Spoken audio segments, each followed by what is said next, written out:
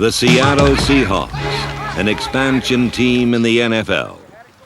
The difficult task of giving direction to this new squad has gone to Jack Patera, an uncomplicated man of few words and solid coaching credentials, who coached the famous Viking defensive line into legend. But his first expansion team experience dates back to his playing days, when he closed out his career with a new team in town called the Cowboys. Thus, well-schooled in the problems facing expansion teams, Patera knows success comes from solid defense, an area he hopes to develop. Success comes from talent at the skilled positions, and success begins at quarterback, where Seattle's made things happen. Go!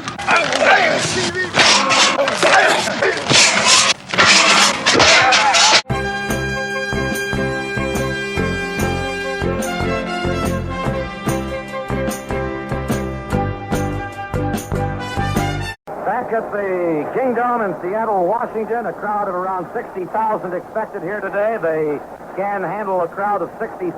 Here comes the rookie Bitterlick, and we're underway with the first football game. Seattle 27. Hart goes straight back to throw. Has time, throwing down the middle into the end zone to Kelly. Touchdown! Pat Kelly, the rookie wide receiver. Chased out of the pocket. Now rolling into the end zone. Touchdown, McCollum! Here's Zorn on the first down play. Takes the draw and is throwing the long bomb for McCollum. He's got it! In behind Thompson, McCollum at the 10. A 72-yard touchdown play.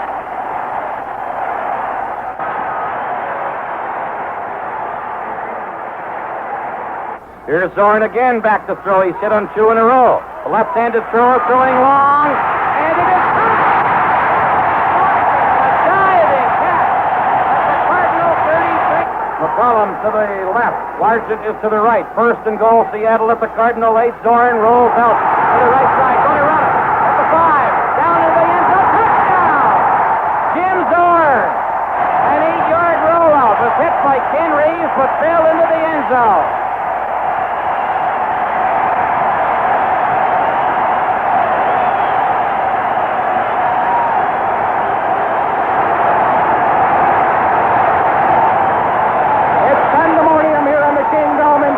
Seahawks battling right to the final gun. NFL expansion created 2 new teams in '76, and their eventual meeting took on great significance for both. Finally, a chance for Seattle to hang an opponent out to dry, and even more important, an opportunity for John McKay's Tampa Bay Buccaneers and Jack Patera's Seattle Seahawks to gauge their progress in a head-to-head matchup.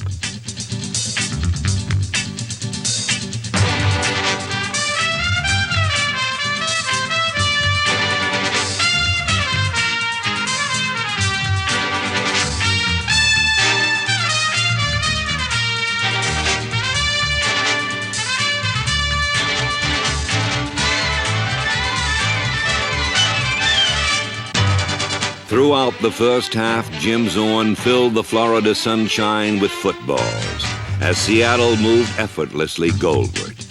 Then from the 15, the Seahawks registered the game's first 6-pointer on a storybook pass to Sam McCollum.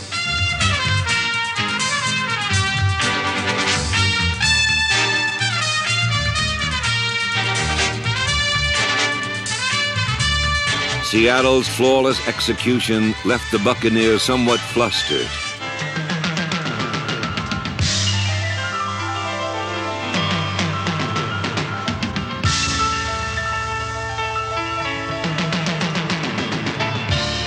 Seattle's defense pulled in the slack as Steve Spurrier's Buccaneer attack could not locate even the smallest hole in the dike. Ed Bradley ranged the entire span of the field, meting out stiff sentences wherever he turned up. The secondary planted its 1976 receiver crop, while old pro Mike Curtis made the game's 2 key plays. Seattle allowed only 1 touchdown and led by 3 points as the intense heat began to take its toll on both clubs. With time on the wane, Tampa Bay needed a last-second field goal to send the game into overtime. But Mike Curtis decided he'd had enough. Though you may not see it from this angle, Curtis got a hand on the field goal try. The ball flooded harmlessly toward the uprights and came to rest well short of its mark as the Seahawks won their first regular season NFL contest. Indeed, a moment to remember for a young head coach and his fledgling football team. In years to come, this organization will produce winning efforts on a much more regular basis. But no Seattle Seahawk fan ever will forget the first one. A groundbreaking of sorts on which future winning seasons will be built. Final score, Seattle 13, Tampa Bay 10.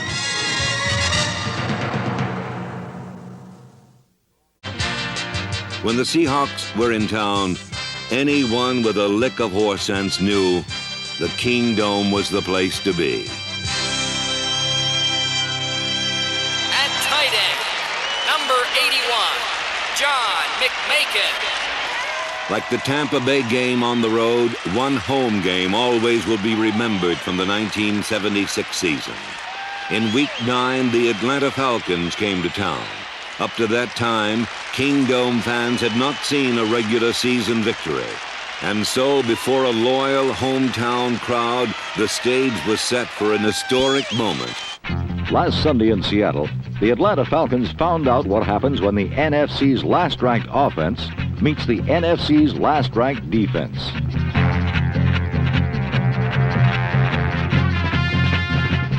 The Seahawks' inexperienced defense raked in 6 Falcon turnovers and kept Atlanta's faltering offense so off guard. Atlanta back in their own 27. They go on a quick count. Hunter back to pass. Throws up the right side. Picked off at the 40-yard line by the Seahawks. Return to the 30. Down to the 20 to 15 to 10 to 5. Touchdown Seahawks. The interception made on the play by Al Matthews. Matthews is being mobbed by teammates. Largent comes in motion back for the formation. Handoff to Smith. Breaks across the 50, 45, 40 of Atlanta. Keeps going to the 35. Nearly breaks away. Finally does the 20, the 15, the 10, the 5. Touchdown Seahawks!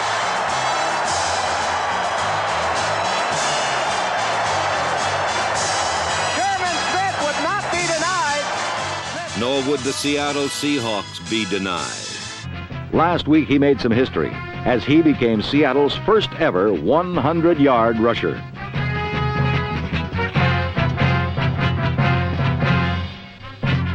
And so the Seattle Seahawks won their second game and their first over one of the so-called established NFL teams.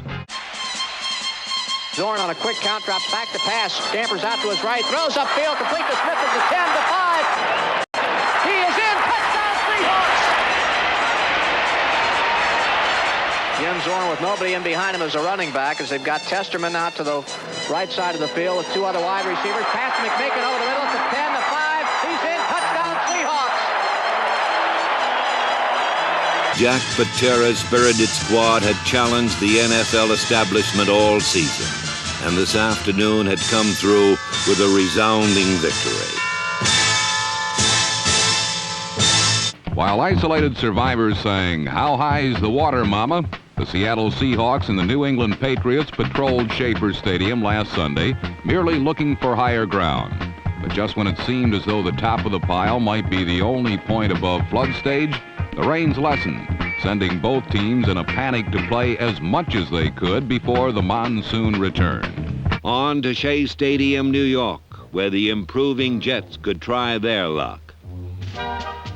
But Jim Zorn and the Seahawks had a little too much. Offensively, this day belonged to the fullbacks.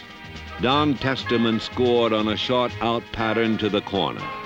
Not to be outdone, David Sims ran the same route with similar results.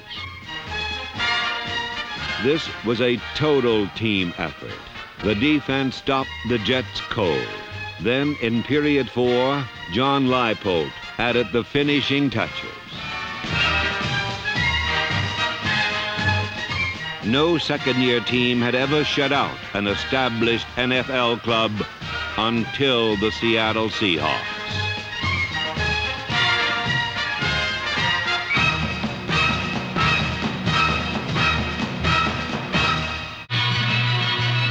The Seahawks wanted it badly, and Jack Patera's polished young offense was not about to disappoint.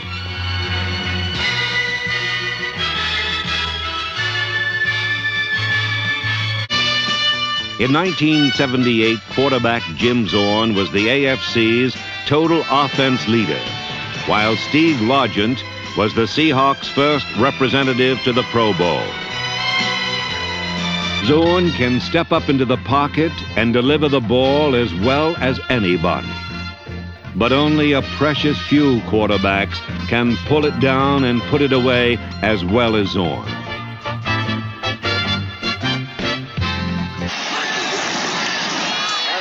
Pitching for Sims, looking to get in, and he drives forward, and he's in for the score.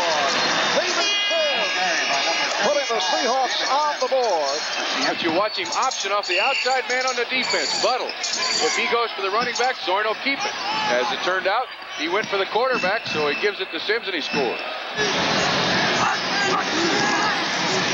Beautiful fake again, and Sims brings it home. The fake was to Hunter, and it was Sims going to the left side, and the Seahawks now trail it 14-13. The pitch out for Sims. He's got an opening, and he's in. The Seahawks have taken the lead in David Sims with his third TD of the afternoon. And it's the triple option, one of the choices we gave you. There you see Buttle. Oh, the personal foul was on Buttle. He hit Zorn again right in the face. But this is what you want your kicker to say, hey, this is the opportunity I've been waiting for. I think the big thing here that's on his mind is that he has had two of them blocked. And you can bet that he'll be looking for both Alan Page and Matt Blair, among others, because he's kicking against a ball club that has made a career out of blocking punts and another thing they'll be doing, Vinny and Jim, is they'll be talking to him. This is for the ball game, for the whole enchilada. Zorn pulls, it's up, it's good!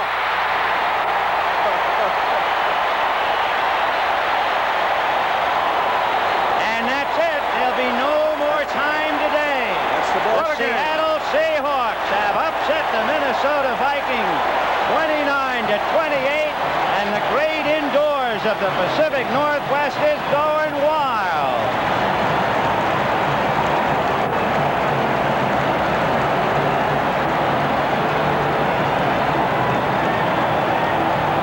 Thanks to the Seahawks and the Vikings for a magnificent game and a great job of sending the story to you by our producer, Robert Stenner.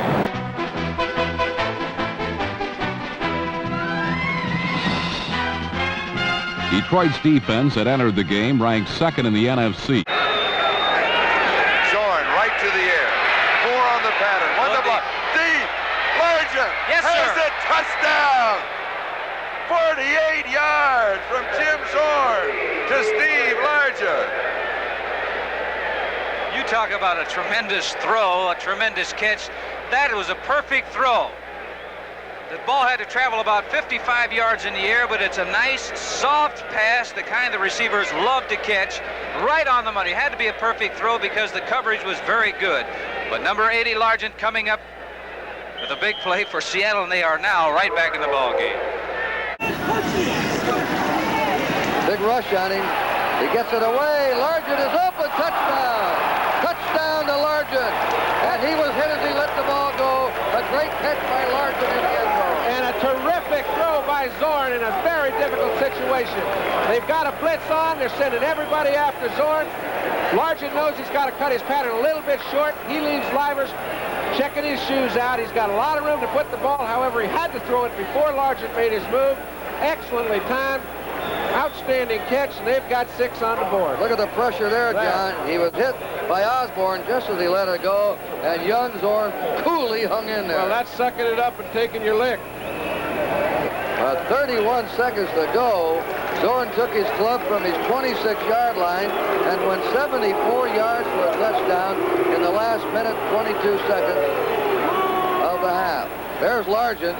Marvelous catch by this young receiver. Let's take a look.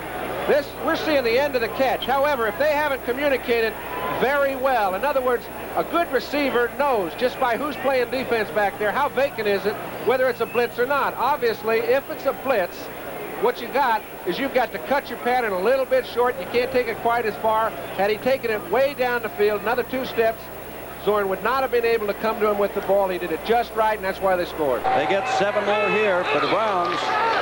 Zorn back. He's had time today. Largent by himself. Touchdown. All by himself. 27 yards. But it looked like it was an apparent mistake in the Browns' coverage that allowed Steve Largent to come that wide open. Oliver Davis, I don't know if you'll see it rolls up, but Jim Zorn drops straight back in the pocket, lost the ball over Oliver Davis's head. The safety will come into your picture. I believe it is Tony Peters, but it's too late. Here comes number 20, Tony Peters, as Largent cuts back across the grain, gets in for the score. Apparently there was a mix-up in the secondary coverage. Wide receiver set to the near side. Zorn rolling against the grain, stops, throws back, all alone downfield. Largent, touchdown! Largent! We talked about Kansas City having trouble in their secondary today, and we got to see a mistake early in the ball game. 57-yard bomb. Jim Zorn to Steve Largent. Largent's 8th touchdown of the season. Jim Zorn actually rolls away from the throw here, something that's not done very often, and hits Steve Largent just straight up the middle of the field between the seam. Somebody blew that coverage in the Kansas City defensive backfield. As the longest football year in NFL history is laid to rest until next season, the Golden California Sun sets on the Los Angeles Coliseum, the site of this year's Pro Bowl. And while most of this year's football prima donnas arrived via chartered bus, only one individual chose to cruise in via limousine. None other than Thomas "Please Call Me Hollywood" Henderson of the Cowboys. Bob Greasy decided to do something about it, too.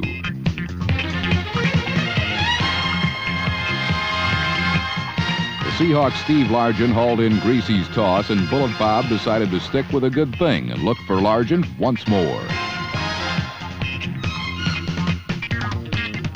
Luckily for the NSC, Super Steve ran out of room on the sidelines, but Greasy decided that this Dolphins-Seahawk alliance was just too tough to stop.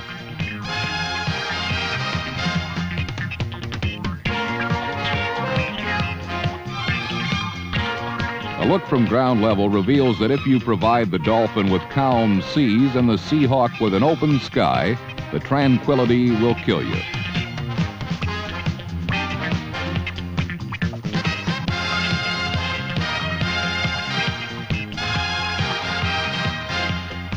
Tonight on ABC's NFL Monday Night Football Live, it's the Atlanta Falcons against the Seattle Seahawks. 20 seconds to air. Stand by, all cameras. Ready. Stand by in videotape. Ready. Stand by slow-mo. Ready. Stand by to open your mics on the field. Ready. Stand by in graphics.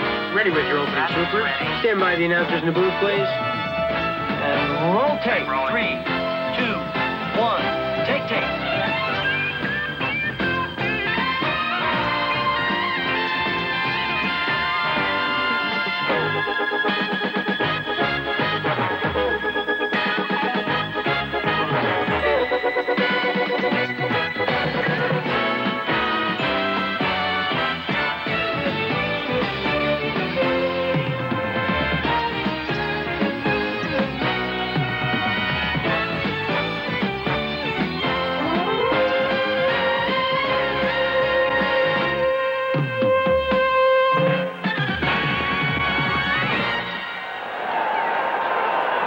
From Atlanta Fulton County Stadium in Atlanta, Georgia, ABC's NFL Monday Night Football.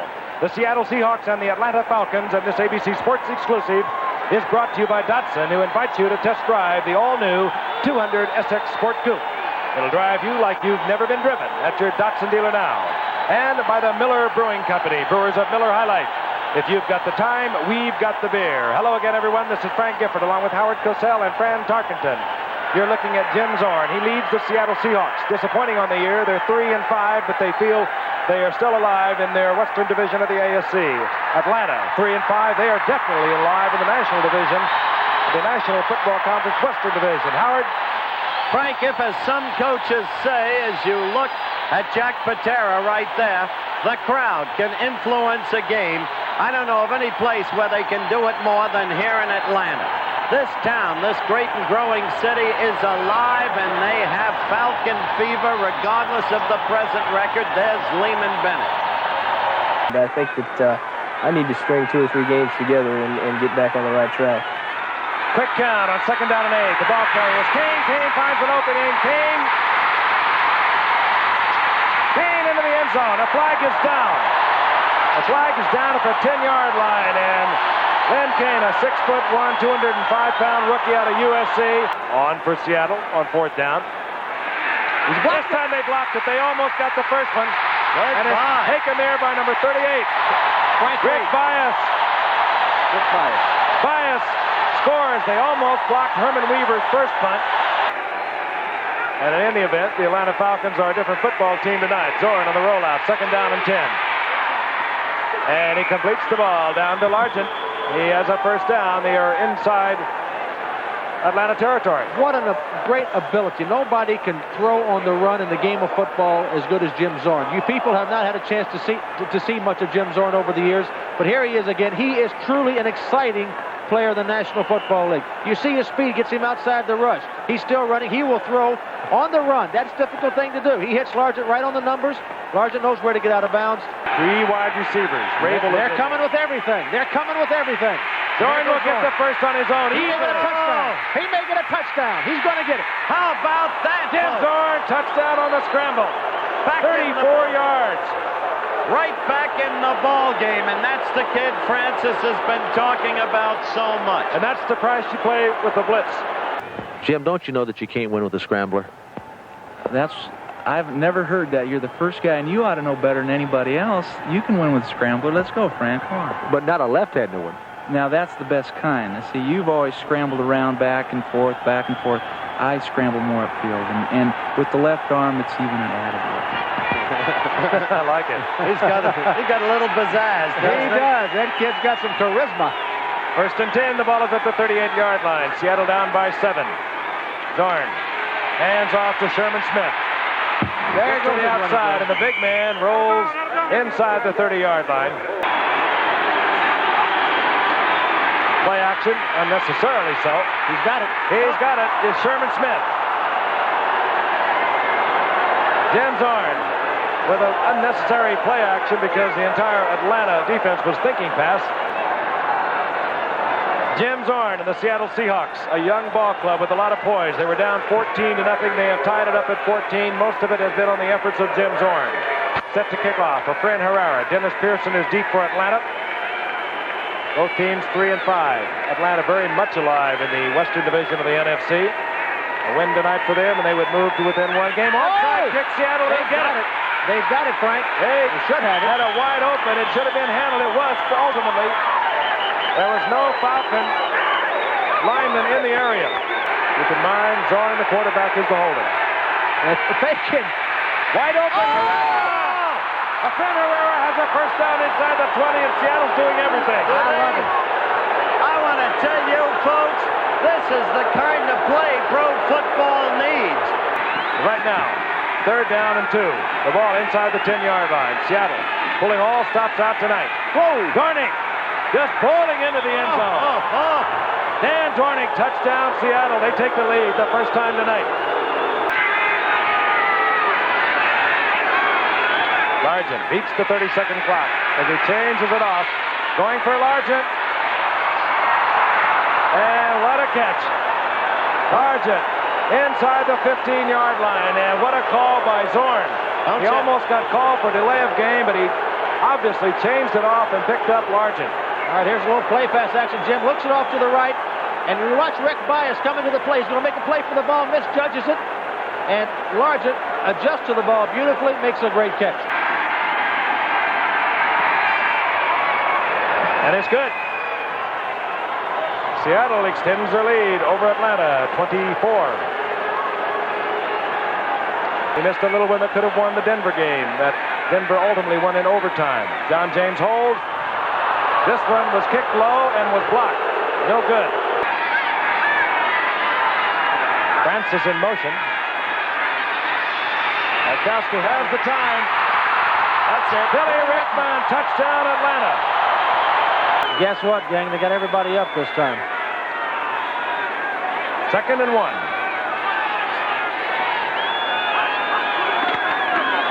Dornick. Goodbye. Makes no difference.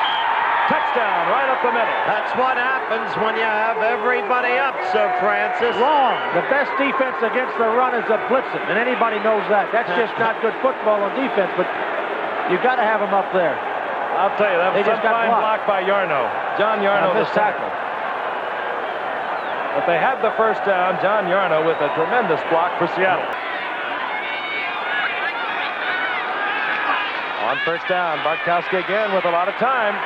Man open in the end zone is Rickman. Well. Rickman. Howard. Touchdown Atlanta. And you know what's coming up following the conversion. Atlanta. They'll be going with the onside kick. Now, many times teams will shift their players all to one side of the field and then try the onside kick. Let's see if Atlanta goes to such a shift. Seattle has everyone up except one man deep.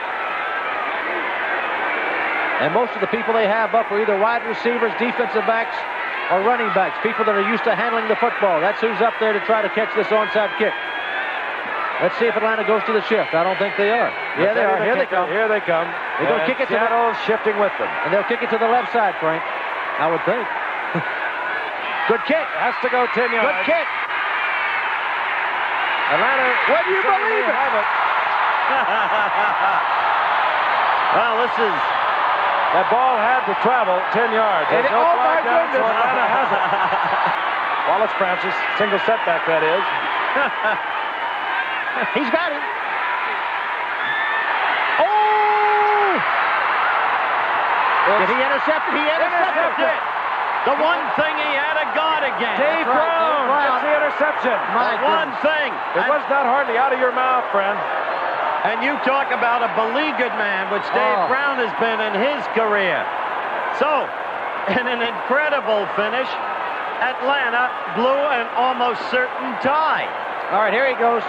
He's really blind here, coming back. He's got a halfback on a swing down the sideline. Dave Brown drops off with his outside receiver, gets in position to make the interception. And he made it. What an interception. It was a beauty. Atlanta unable to stop the clock any further. That's it. Excitement, we've had a share of that. The unexpected, we've had that. Atlanta jumping off to a 14-0 lead. Seattle keeping their composure under this man, Jack Patera, gambling when it counted. Coming back to ultimately win it 31-28 in a thriller. And for this man, it'll be a long night and a long week. Once again, the final score, Seattle 31, Atlanta 28. Be sure to join us next week for ABC's NFL Monday Night Football. The Houston Oilers against the Miami Dolphins from the Orange Bowl in Miami, Florida. Seattle's single shining moment on this dismal day came when Will Lewis, number 41, returned a Bronco punt 75 yards.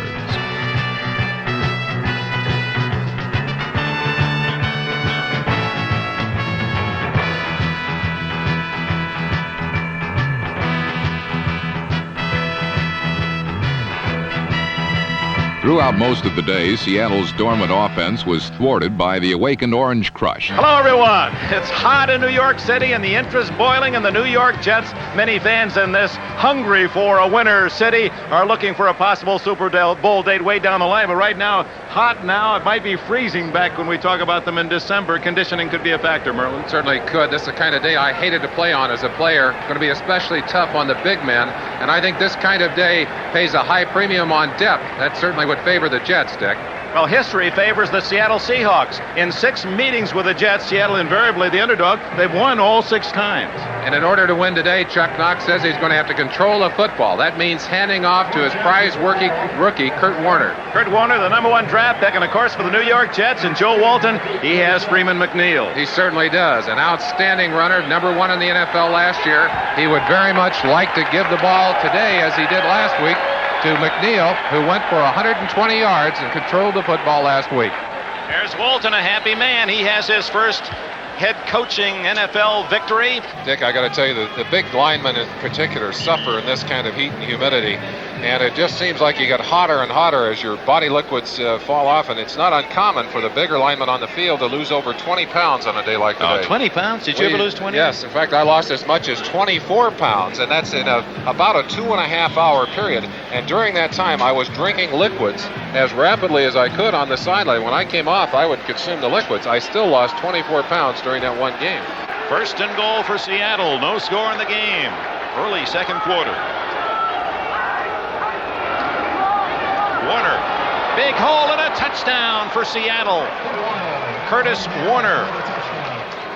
The Seahawks rushed for only 4 touchdowns all last year. Didn't get a rushing touchdown at Kansas City, but Warner has the first of 83 for Chuck Knox. They came right back and they ran a sucker play on number 77, Kenny Neal. Now watch him as he drives inside, takes himself right out of the play, and you're going to have to tackle Curt Warner yourself as he comes right into your lap with his touchdown.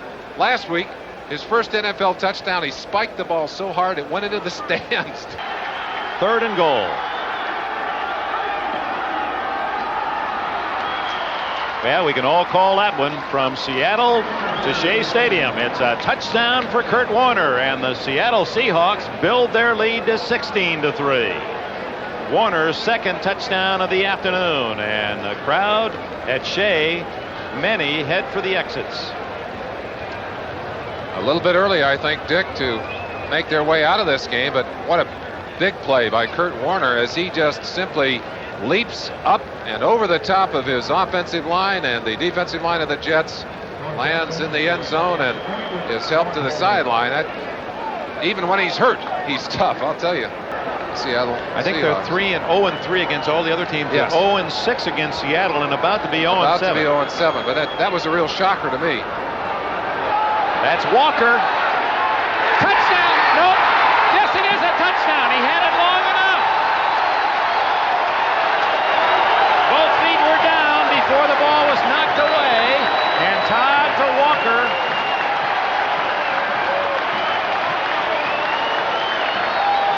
.46 yards. Dick, I think that might bring a few of those folks back in from the parking lot. Some had already made their way outside, but a big bomb. Richard Todd throwing deep, beats Dave Brown again, and there were 2 feet on the ground before the ball was stripped away. Watch it now. 1, 2, then the ball is loose. Boy, he didn't have much of a margin for error there. Making sure that everybody can hear it. Intercepted. Seattle has done it again. Their only linebacker, Eugene Williams, off the hands of Durking to Williams. And how the Seahawks have clawed and clawed for this win. That's their 7th turnover today. You talk about building character. The Seahawks have done that and have done it in a big way today. Their defense, time after time, has been able to come up with the big plays against the Jets. And it seems like every time they're put to the test, even though they look like it's going to go against them, they bounce back and make the play. And I'm sad that will be recorded as an interception against Todd. In reality, he put the ball on target, bounced off the hands of Durking. Watch it here. He throws it on target, maybe a little hard. The ball hits in Durking's hands, and Durking, in order to try and get his hands on it again, stopped the ball, hung it up. It was at that moment that Eugene Williams knifed in front of him and took it away from him. That was a fantastic defensive back 2 years ago. That's right. O'Donohue kicks off. Zachary Dixon at the 20, 25, 30, 35, 40. Up the sideline. Dixon may go all the way.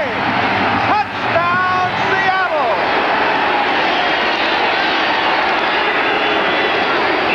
Touchdown by number 31, Zachary Dixon, picked up from Baltimore on waivers. 94 yards, Seattle touchdown. You know, you might expect that from Seattle on a punt return with Paul John. Zachary Dixon, he gets some good blocks, sets them up, comes inside, then bounces back to the outside. And he's, boy, look at him striding out for the distance. Oh, that's beautiful. That's one of the great plays in football. That's the first kickoff return for a touchdown, we're told, for Seattle. It's the 99th consecutive sellout, 75,103 at Mile High Stadium in Denver, Colorado, on a cool, crisp day in Denver. The Seattle Seahawks with Dave Craig at quarterback took over several games back from Jim Zorn. All right, John, this is the second time Dave Craig has come up empty and coughed it up. Why does that happen? What's going on? What happens sometimes in this sort of temperature, Marv, you can find a ball where the combination of the slickness on the ball, the lacquer or whatever they use, it isn't rubbed off sufficiently. You get a batch of balls that are kind of slick. It makes it rather difficult to throw. He probably isn't accustomed to it, a little sweat on his thumb, and you'd be amazed at how hard that thing is to handle sometimes. Craig is 2-1 as a starter. He beat Denver and beat the Raiders. This is fourth straight start. Nice catch again, this time Byron Walker. Boy, the receivers have put on a show in this first half. Steve Wilson on the coverage. Let's remember, too, the only thing that's kept these fellas from the scoreboard are fumbles and turnovers. They've punted once, so it's not like they can't move the ball. Hurry up offense for Craig with time. Largent. And another Seattle first down at midfield. Tom Jackson on the tackle. Right. All right, first down, midfield. 50 seconds left. And Craig firing the long ball for Walker. Oh, what a catch by Byron Walker. And the Seahawks are on the board. Walker involved with Lewis Wright, and Walker took it away. That's the first silent moment in Bronco Stadium, and it's one of the most beautiful plays you'll ever see. You have to give a kid credit.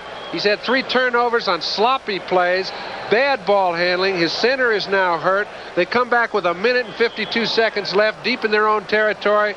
About 1 minute later, they've got a touchdown. You can see Craig by no means has conceded this game to anyone.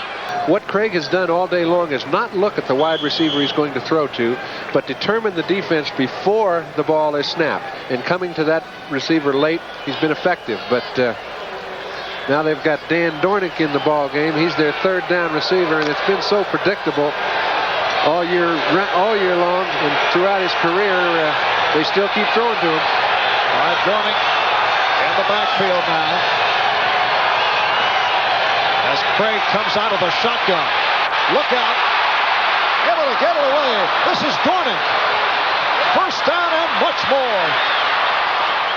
Dan Dornick with a long gainer. Mike Harden on the tackle. And here are the Seahawks penetrating into Denver territory. You've got to give Dave Craig the whole credit. Now Dornick was in there as a help-out blocker and a lead-off receiver. Take a look at the wide side. 6 defensive backs. They're double covering both inside guys, man-to-man on Largent, man-to-man outside to Paul Jones, but everybody was covered. Now he's got pretty good pass rush. Craig finds a way to get out of that trap. He's got nobody covering Dornick.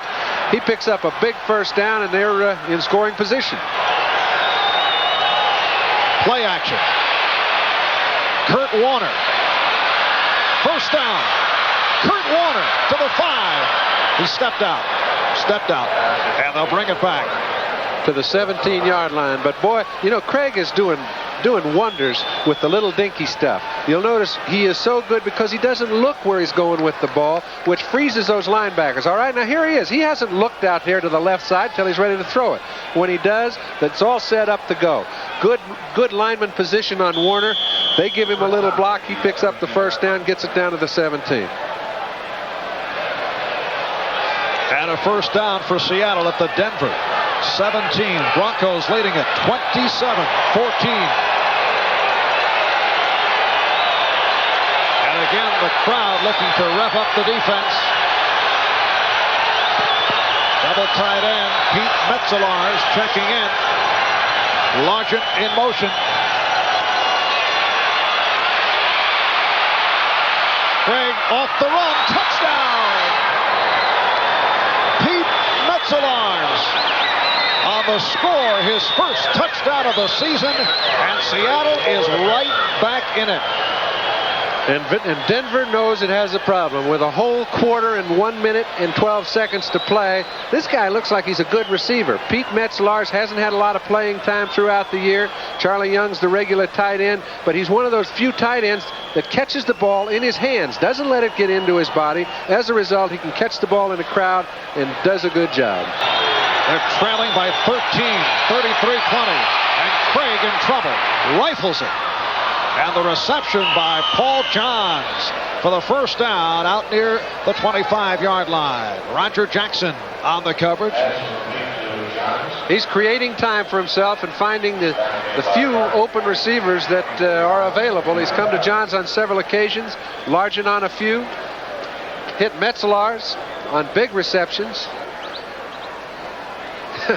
See Jim Zorn very frustrated not being able to be part of his team's play. Well, at one point, we were speculating late in the second quarter that we might see Zorn in the second half, but Craig has certainly turned it around. The tight end, Charlie Young, out near the first down marker. Busick and Ryan on the stop. And time is now a factor, Marv. Denver's has to consider the clock. There's 6 minutes and 30 seconds left in the ball game. 13 points down. A lot of yards to move. Take a look. Here's a double coverage. You see the inside safety coming deep to the outside. And you see 45, the man that just picked the ball off, staying up with the wide receivers. That's what they do to take away your wide stuff. First down, 35-yard line. Steve Largent, beautiful move, getting to midfield. So Largent stopped by Ryan, and the Seahawks are on the move. Another first down. He's special. Steve Largent can do things that very few athletes can do. He can put you back in a ball game in the time span of about 2.5 minutes just by creating patterns that the quarterback can throw. He runs well against double coverage, so there is no insurance you can shut him out. 6 receptions, 75 yards for Largent. First down at the Denver 49. Down to 6 minutes remaining, fourth quarter. Curt Warner. And he's short of the first down. So Craig using Warner out of the backfield. They know they need help from the clock. All their offensive people are warned, hey folks, there's only 6 minutes left to play. We have to not only move it down quickly this time and score it, we have to hold them defensively, force them to punt, and they've only done that once today, and then make another drive. So it's looking tough if you're a Seahawk fan.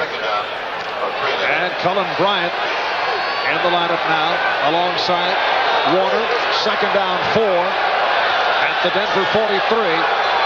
Broncos lead it by 13. Charlie Young for the first down. That Charlie Young is very alert. On that particular occasion, he was ready to throw the ball to Cullen Bryant on a lateral, but Bryant was not looking for it, or it might have been even a bigger gain. And a Seattle first down at the Denver 31. Largent to the right, Johns left. Warner and Bryant, the running backs. Craig with time. He's got Johns. Another Seattle first down inside the 15. The tackle by Steve Wilson. Boy, those two are coordinating so well together. It's like you've seen Zorn and Largent for years and years and years. These two are both young. They know what each other's doing. You almost have the feeling they've got transistor in each other's helmet. Take a look at Craig. He's getting good pressure up in here. Good pressure by the Broncos, but he's hanging right in there, letting the ball go at the right time, throwing perfect spirals. He's got him on the 14, 13. 19-yard pickup. 9th reception by Johns for 116 yards. This is Warner. So he's run out by Harden. And again, that clock stopped with 4:40 left, fourth quarter. And the great backs do those sort of things innately. Warner knows, hey, whatever, if I can't pick something up, it's a safe type of pattern to throw if my primary receiver doesn't come open. And you're pretty well assured that he'll run the ball out of bounds. Seahawks looking to get on the board here to cut it to a 6-point differential with much time left.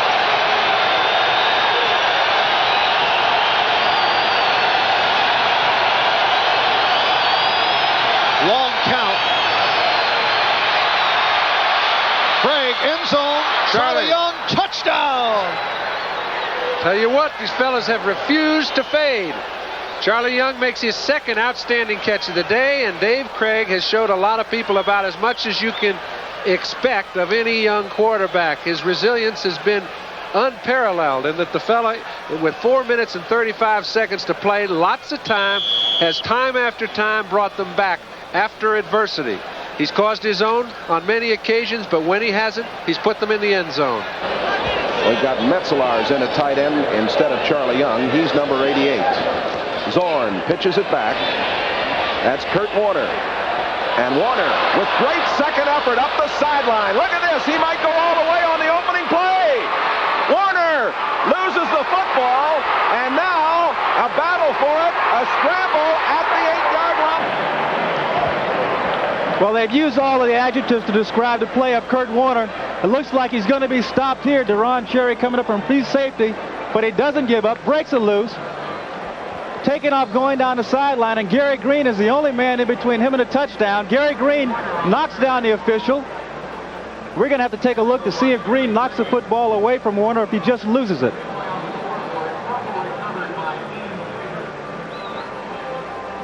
Just lost it right there. Just lost it when he tried to straight arm Gary Green. The ruling on the play, the man with the ball stepped out of bounds at the 20-yard line prior to the fumble.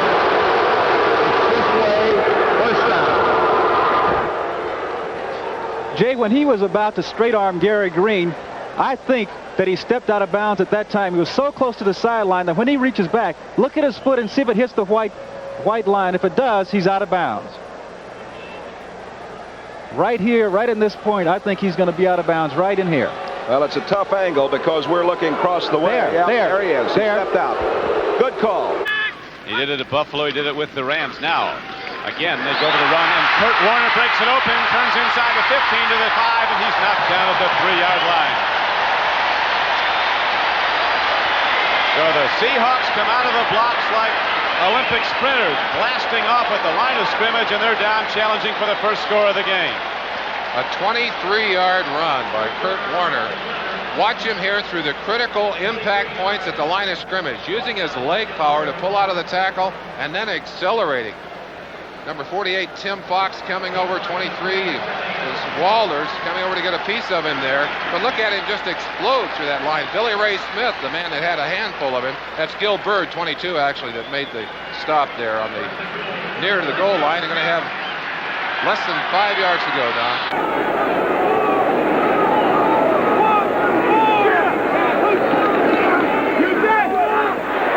Warner spinning off the tackle, first down and more.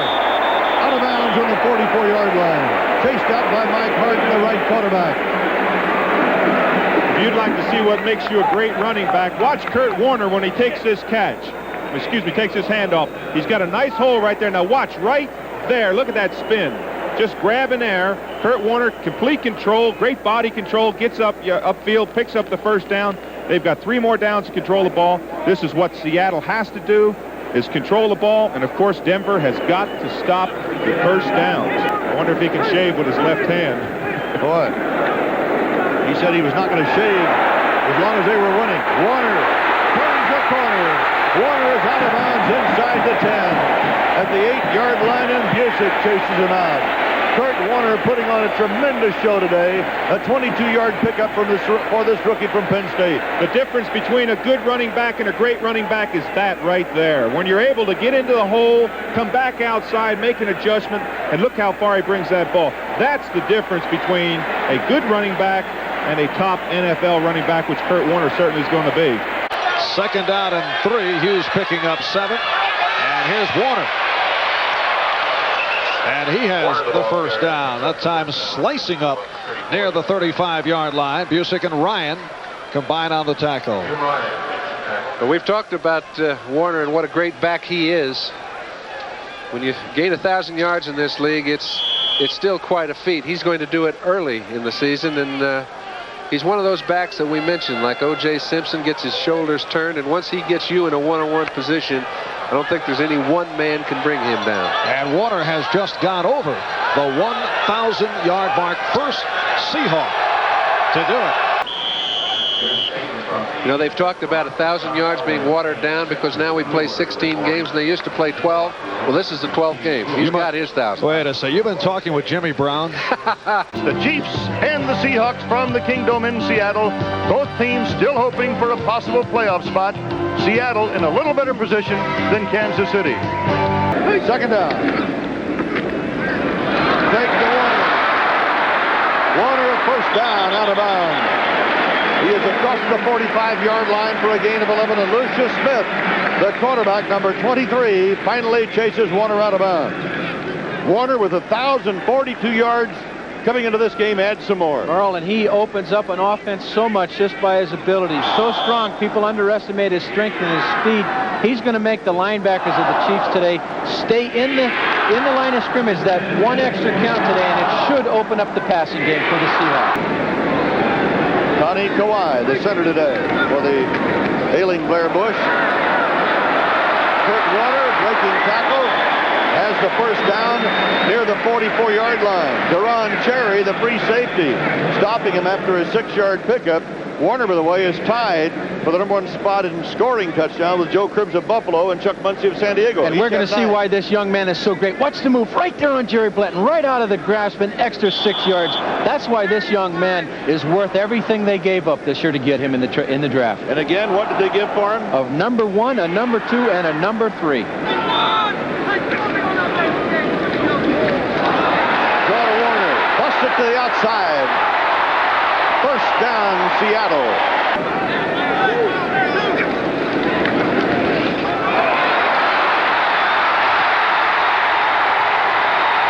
Warner, touchdown. 28 yards.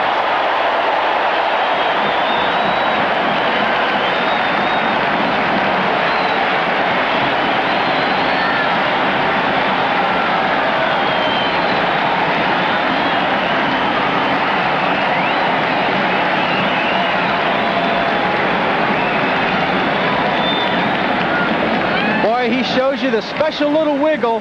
Right now, there it is, there it is. Good coverage, and he just takes off for 6, his 11th touchdown. Well, you can't say enough about Curt Warner and what he's meant to this organization. Break to the run. Warner to the carry. Out of bounds on the Kansas City 44. Curt Warner, one of the most exciting running backs to come into the NFL, and boy, you talk about going back to the Jimmy Browns and way, way back if you want. 25 yards on that pickup. Well, but the whole idea of putting a running back like him in the deep I-back position is so that he can read everything in front of him. Takes off to the right, and the ability to cut back and do, watch what happens. It's good blocking, it's going up to the right. He sees it all. He's just not running, folks. Those eyes are open. Then the abilities take over. That's a perfect example of why you have guys like Curt Warner in the NFL. He's a fantastic football player. Bill Kitty and company have put on a good, solid effort. The defense has reacted, and the defense will go to work now against Curt Warner, and Warner just plows his way to the 21, where Gary Spaney, number 59, the 6-year veteran out of Kansas State, gets him down. Curt Warner, one of the things about Warner, he not only has the breakaway speed, but he has tremendous power in that frame of his, which is 5'11" and 205. Well, Merle, you're talking about power and the way the man works out and keeps himself in such condition. Watch the leg drive. He knows he's going to take it with the linebackers right now. Gary Spaney getting a free ride. Keeps those legs driving. You never know. You'll break out for a long one. Curt Warner over 100 yards, 11 carries, 102 yards for the day. I like it, Merle. It's old-time, hard-nosed football.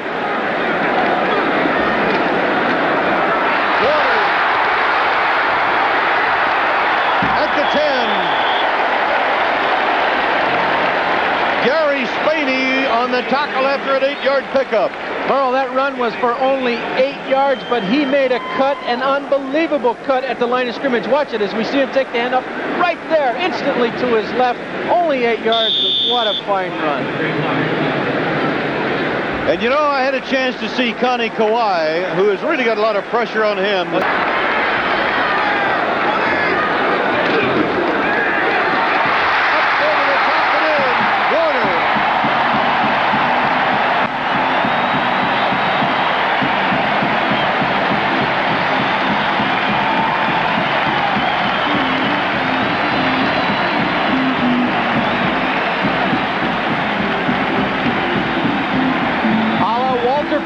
Up and over for 6. Now, I've got to tell you, I've noticed in the last 4 or 5 times they've kicked extra points that both teams are getting penetration.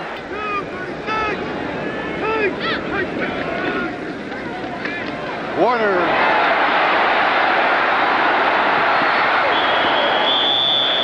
Warner dipped his shoulders with a fake. Cherry pursuing him. And that little fake by Warner at about the 28-yard line got him some extra yardage and a first down, picking up 13. Merle, we've talked about Curt Warner all afternoon, but another time, once again, we see a tremendous block by a wide receiver, Steve Largent. We watched the high school football game last night. Takes the lead, and Zorn was cheerleading for Craig. Warner. Run by Warner. Calvin Daniels, number 50, a linebacker, making the stop. Merle, for the good people in Kansas City watching the game, their owner in the Hall of Fame, Lamar Hunt, and I tell you what, they've got a Hall of Fame ownership and managing people up here with the Nordstroms, Mike McCormick, Chuck Knox, and all of his staff. Nice run here by Curt Warner. That's the end of the third quarter. Back after this from your local station. New career high for Curt Warner today, 144 yards, as we see on the screen, but just 8 yards away from Sherman Smith's all-time Seattle Seahawks record of 152 yards. He continues to shine. Warner stopped, but he is over.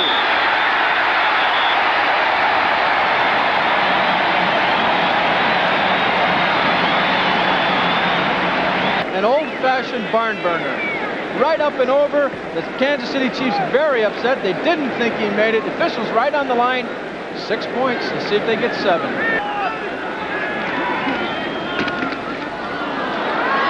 Warner broke a tackle.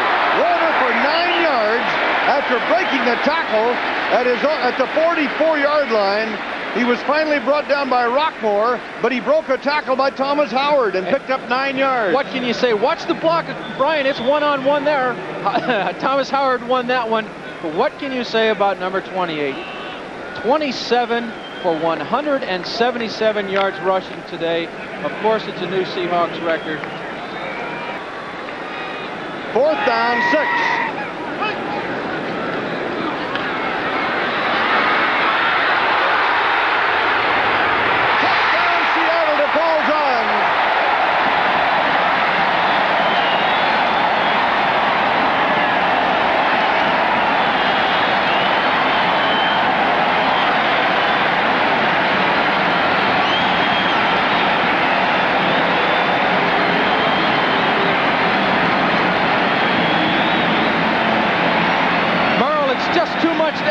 Defense that's tired. 4 wide receivers in, a mobile quarterback.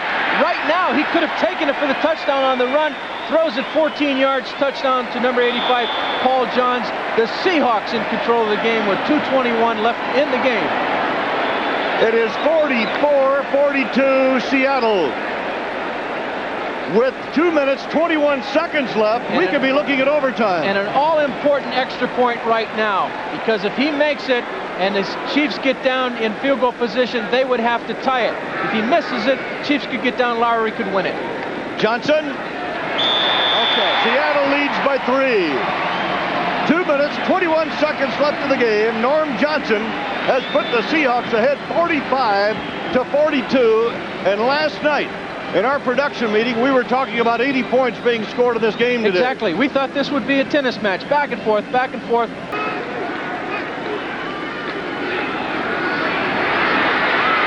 Craig over the middle. He's got his man for 30.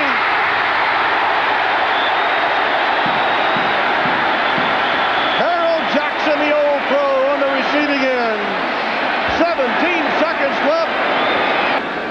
7 seconds to go. Overtime with 2 seconds left. But that's what everybody's thinking, OT. So much for this ball club to have their field goal kicker come through in a crunch like that.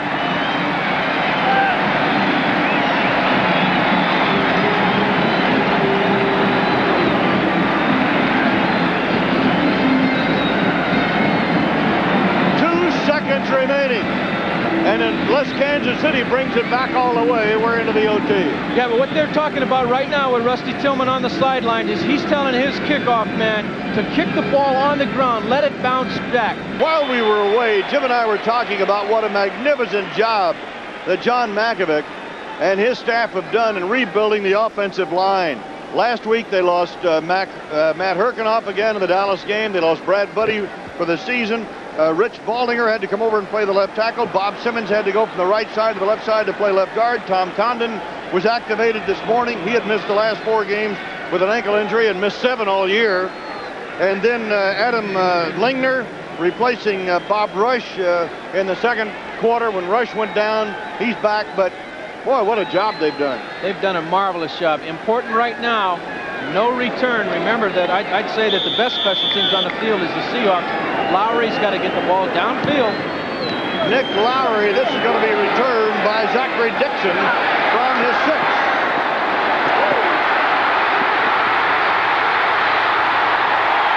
Dixon to the 48-yard line of Kansas City, a 47-yard return.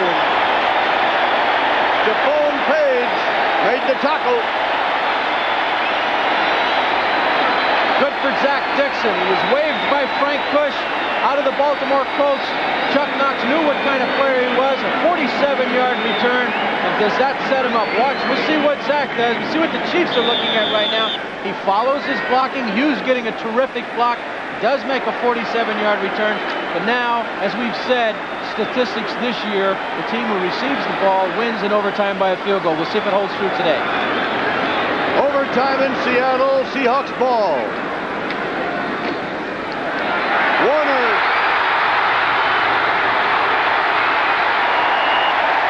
Chased out of bounds on the 31-yard line. A 16-yard run by Warner. What can you say? He's carried it almost 30 times. He should be tired, right? He's not. He's stronger. But that Kansas City defense has got to be exhausted. We've been talking about it for the last 8 to 10 minutes, Merle. They're already in field goal range, but Curt Warner has now hit. He's 30 carries for 200 yards. What a day. The Kansas City defense on the field for much of the fourth quarter. So Warner, 3 touchdowns today. Has hit the 200 mark. He has broken by far the previous record of rushing for 1 game by Sherman Smith. Does not hit the ball with his foot. It'll be a 41-yard try. This kind of surprises me at this stage right here. There it is. 42-yarders. Game over. 2 42-yard field goals and a third one by Johnson ends it.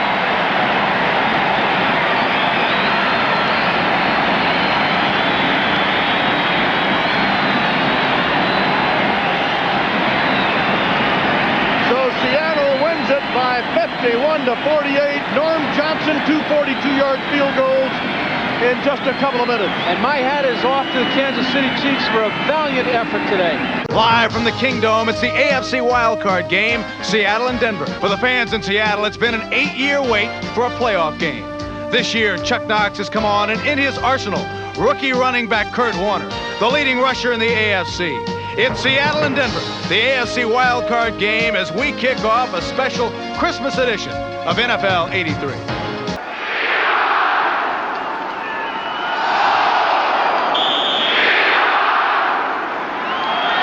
The second season is underway.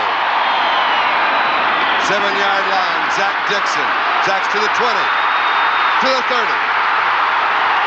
Out of bounds. 38-yard line. 30 yards on the return. Wilbur Myers is the man who got it. The quarterback is Dave Craig from Milton College. They do not have a football team. The college doesn't exist anymore. Leading rusher in the conference. Could run away with it. He is a great one. The rookie Curt Warner. Cullen Bryant primarily there to block. Stability for the offense. Wide receiver Paul Johns. Also excellent return man. Largent, game breaker. Tight end Charlie Young. Again, playoff experienced 11-year veteran. First down Seattle. Largent in motion. No surprise, Curt Warner. 41-yard line, gain of 3. It'll be second down and 7. Offensively, Ron Essick at left tackle. Edwin Bailey at left guard. Reggie McKenzie can play, though. Larry Bush, the center. Robert Pratt on the right side, along with Steve August. Second down and 7. 41-yard line, Seattle in their own territory as we peek into the huddle. Dave Craig has to have a few butterflies, Bob. Oh, you know he is a little bit nervous today, but he'll get over them after a series or two. Curt Warner. Little surge at the end. May have picked up the first down to the 49-yard line.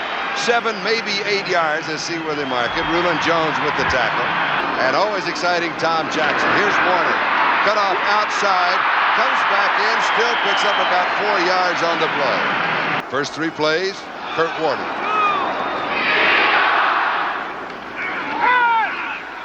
Craig to throw. Fires over the middle. Pass is complete. Tight end Charlie Young. First down. The remaining back is Curt Warner. Cuts inside. Defense thinks that he has him stopped. Maybe for a loss of a yard, he manages to pick up 5. Warner straight at the middle, inside the 20-yard line. 19-yard line, gain of 14, gain of 15, first down.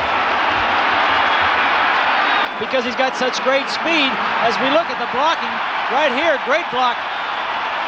Larry Bush. The reason being, he runs inside so well, very successful. Here's Warner again. 3 yards to the 16. He's second down and 7. A scramble for the ball at the bottom of the pile.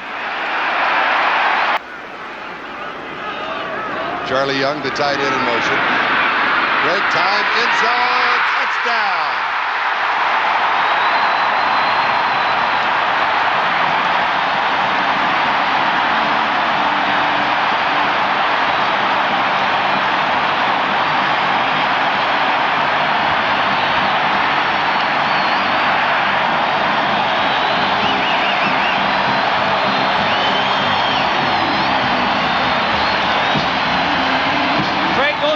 A little man-to-man coverage. He's looking for Largent the whole way. Throws the ball inside, away from Louis Wright.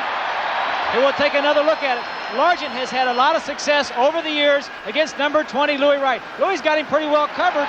The throw is right there. Will Height. Cutting back, fumble. Seahawks.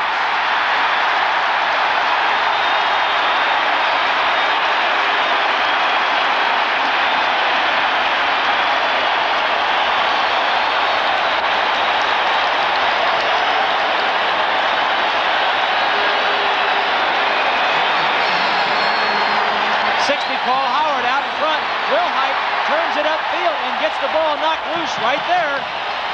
It's on the ground.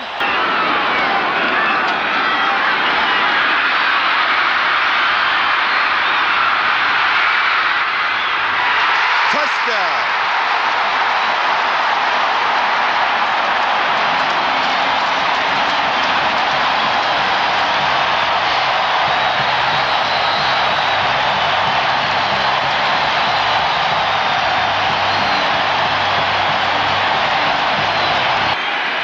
Seattle leading 17-7. Play action. Paul John.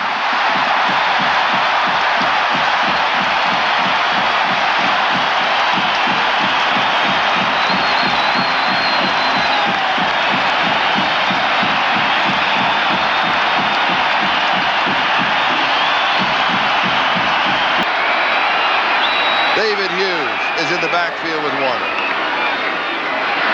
It is shoes. Touchdown.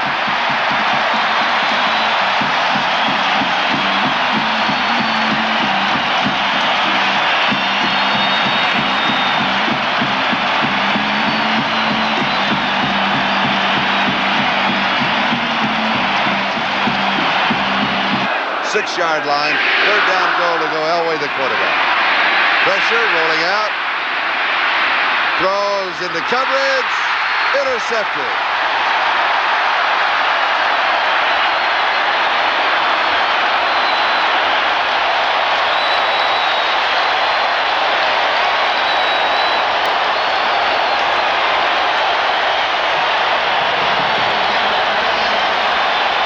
Seattle 31 and Denver 7.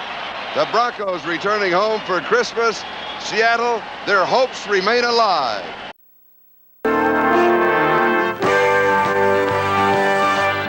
Today from Riverfront Stadium, it's the Seattle Seahawks versus the Cincinnati Bengals.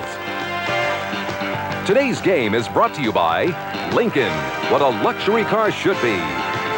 By Bud Light, the less filling light beer with the first name in taste. And by Prestone 2 Antifreeze. America goes with Prestone. Riverfront Stadium, Cincinnati, Ohio, where today one of the NFL's power teams, the Seattle Seahawks, have come to play a team they've never beaten, the Cincinnati Bengals. It is a tough day in the Ohio Valley. A full-blown winter snowstorm has hit.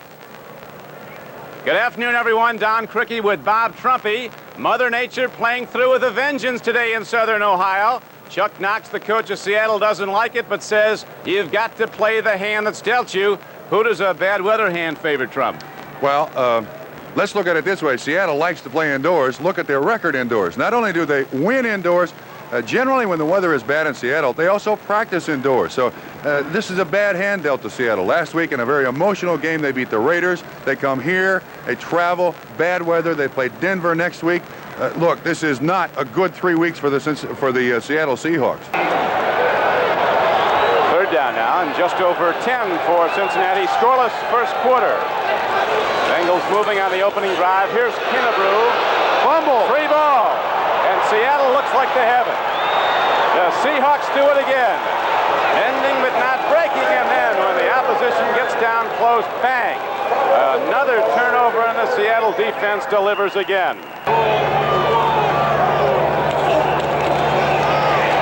Dorning running hard and running well, and Dan Dorning breaks into open field and takes it all the way down inside the 20 and down close to the 14-yard line.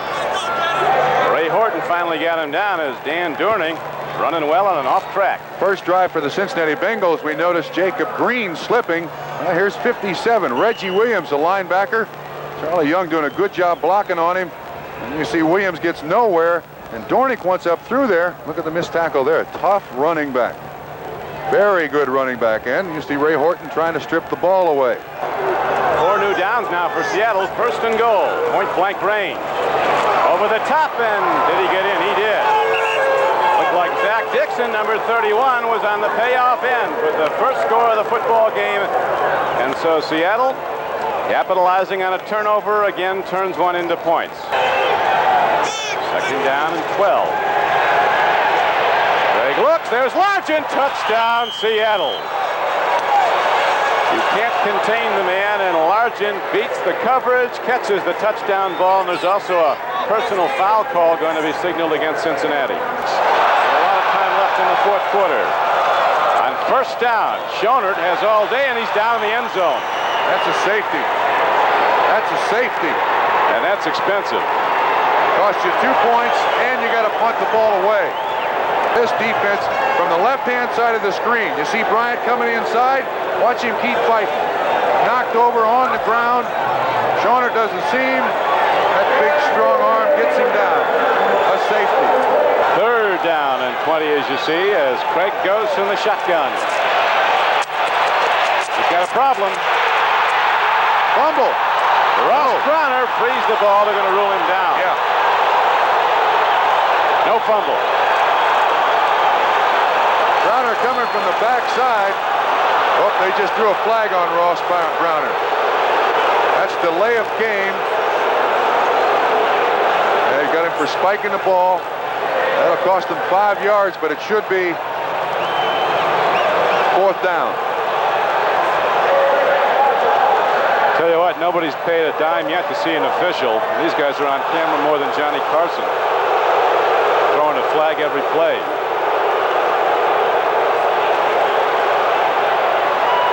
Not a Hall of Fame game for the officials.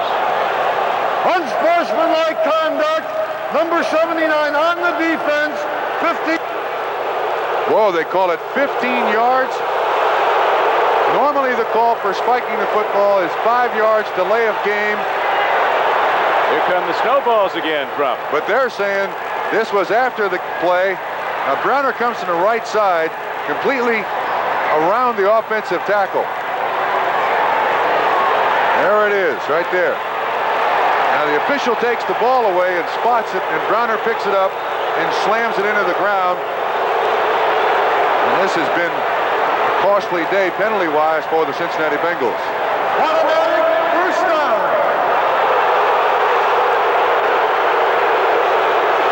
Boy, he's got reason to be hot. Well, if he'd have just picked it up and spiked it, I think it'd been 5 yards, and it still would have been 4th down. But the official spotted it. Browner went over and picked it up and then spiked it.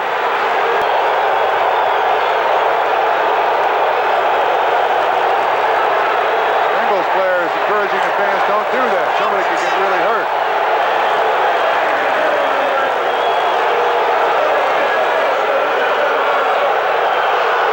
They can call a personal foul. Yes, they can. And if they do that, you'll see stuff come down like... yeah, you'll see people come down.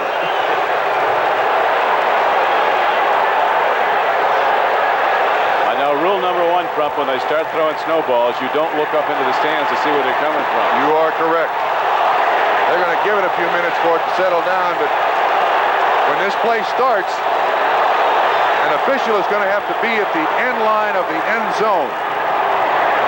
And I tend to think that this only makes matters worse. Please, don't throw snowballs.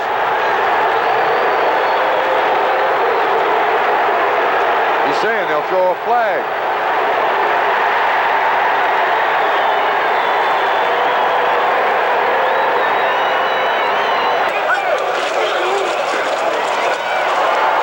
Dixon goes in for a second time in this game. And the Seahawks open up a 25-6 lead. Man, you can't give enough credit to this football team. Consider once again, they play Monday night in Seattle, beat the Raiders, and probably their most emotional performance. That means they got a day and a half less preparation for the week. Travel, play in the Eastern time zone. They did not work out in pads one day this week, playing in clement weather, lousy footing. That was Chuck Knox sums it up, Trump. You play the hand that's dealt you. You can't change the schedule, and you can't change the weather.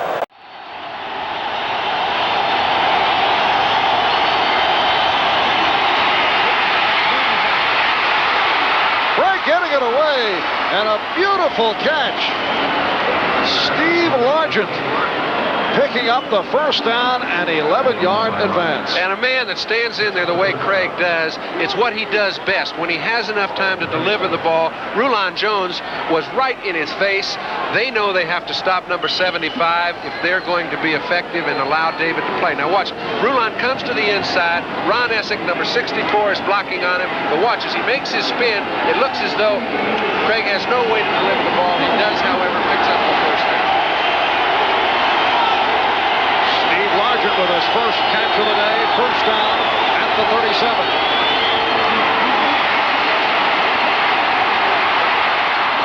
And again, it's Largent. Another first down across midfield, a 15-yard pickup. Mike Harden on the tackle. Largent is so shifty when he gets inside on that slot. There are no linebackers that can handle him.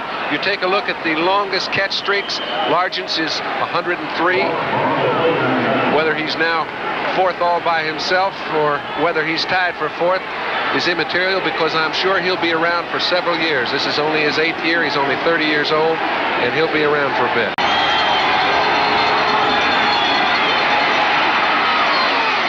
Steve Largent for the first down. 7 yards on the play. Ryan and Dennison on the stop. Largent is so nifty. He's never in a hurry. He knows how much time the quarterback has. He allows the linebackers to get out of there. There are some receivers who quarterbacks have made. I think this man has really helped every quarterback he's been with, to the extent that I'm not sure he couldn't play with Humpty Dumpty back there. He's he just makes everybody look good. 3rd down and 5 right here. Quick release for Largent. And they pick up the first down. Randy Robbins stopping Largent. Craig off the play action. Nice catch by Largent. Lewis Wright on the stop. Craig is 14 for 20, 202 yards. Once again, Steve Largent, Carl Mecklenburg on the stop, and Largent with his 6th catch of the half. First down from midfield for the Seahawks. The reverse for Largent. Gets about 5. Lewis Wright able to corner him at the far side. So Largent on the reverse. Well, if you take a look from end to end, they put a lot of people on Largent. They had 2 linebackers on the other side, so they assumed maybe they could get out around the containment. They weren't able to do so. The Denver defense is so active that to run anything laterally very long, you will get caught. That's Largent, number 80, in motion. Here's Largent to the 48. And with that catch, Steve Largent has tied Bobby Mitchell for number 10 on the all-time NFL reception list with 521. You know, and all of those players are players who played for a long period of time, Marv, 10, 12, 14 years. Largent's done it in 8, and, you know, you see no limit for the man.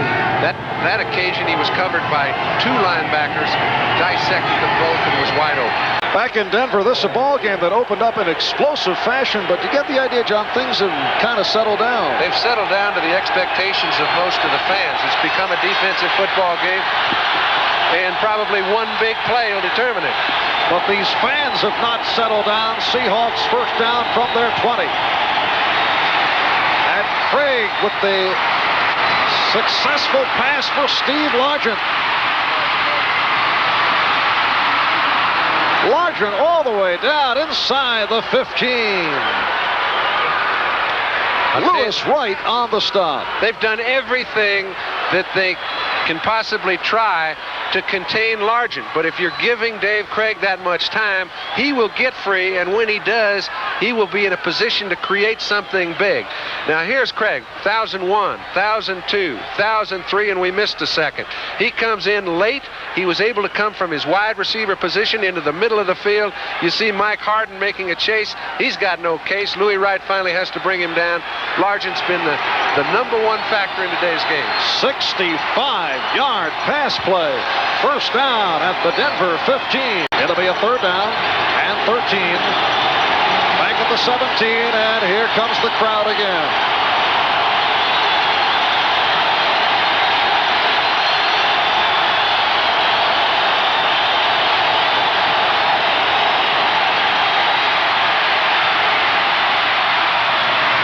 Steve Largent. And what a move to pick up the first down. Are you kidding me? Craig knows when he goes back, he's going to have to give Largent some time to get rid of the double coverage that he's been finding from the slot position. So when he goes back, he doesn't even look immediately to him. He tries to he's got good protection. There's a 3-man rush. His offensive line creates a little gap. So now he's got a chance. Largent, you find the hole, I'll hit you. It's as complicated as that. It's after Steve catches the ball that the work was really done. 15-yard play. 9 catches, 160 yards for this man, number 80, Steve Largent. First down at the 32.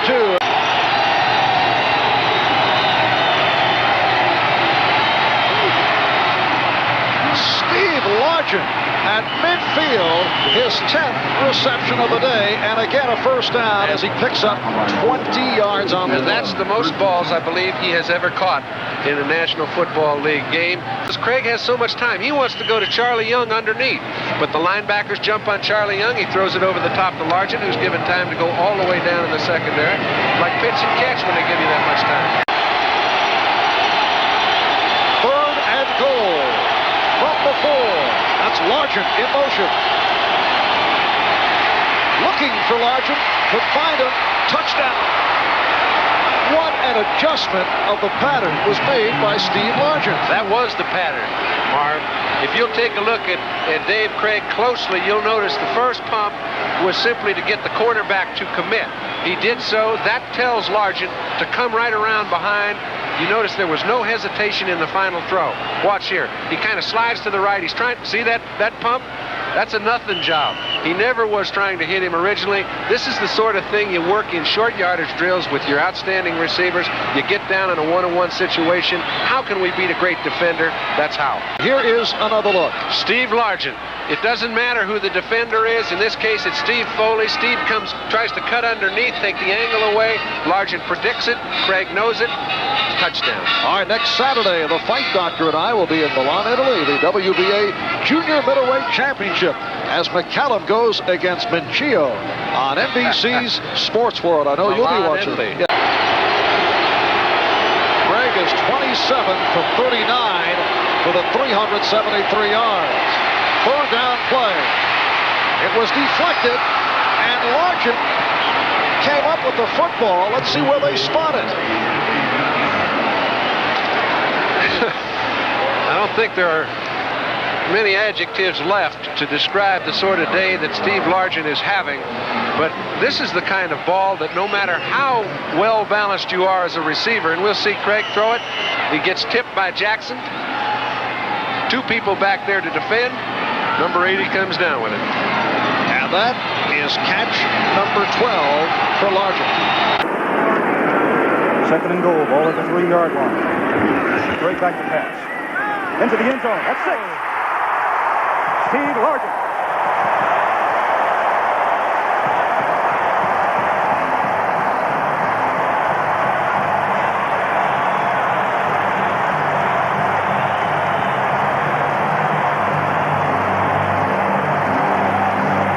Threw this ball before Largent ever made his final move. Largent fakes inside, he fakes outside, he comes back to the ball. Bobby Watkins had no chance.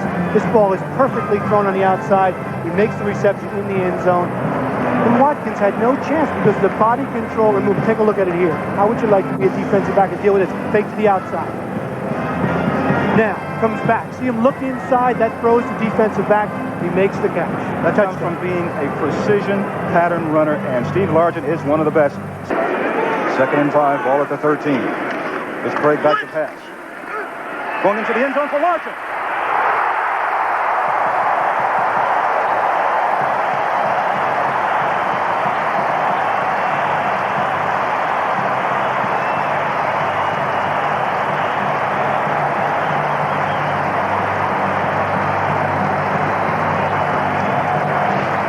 To respect that post move, because if you don't, the quarterback will drill it in there.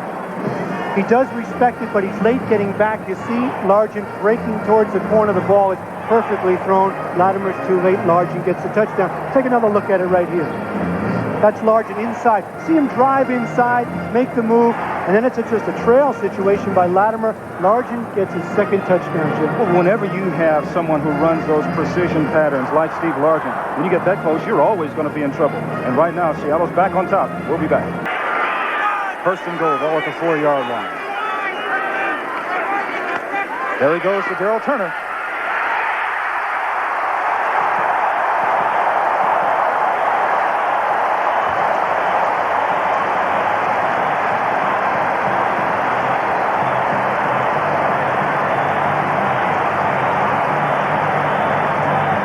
David Craig's 3rd touchdown pass of the afternoon, this time to the rookie, Darrell Turner, a 4-yard touchdown pass. And while everyone was watching Largent, he just threw that quick takeoff over the outside to Darrell Turner, right in bounds. It was very close. I didn't know whether he got his second foot in bounds. And take a look at it here. He just lofts it quickly. A quick takeoff. The defensive back is playing inside. And watch him. Makes the catch. 1-2. Looks good. And what an afternoon Bobby Watkins is having. That's a third touchdown thrown against him. Take a look at him right here. He lets Turner get that quick outside. The ball was just perfectly thrown. Nice adjustment by Turner. Watkins at 5'10", can't get his hand on the ball. It's another touchdown, and Seattle takes the lead. They want that AFC West championship. David Craig, shotgun formation, 3rd and 13.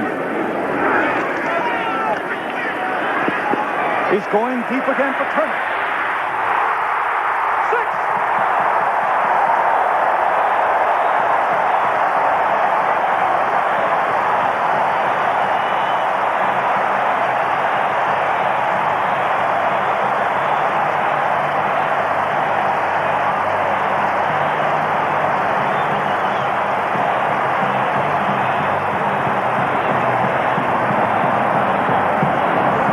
That long stride, and when he gets next to you as a defensive back, he just pulls away. And he's 6'3", so he has a lot of reach. Take a look at it right here. The ball is thrown beautifully over the top.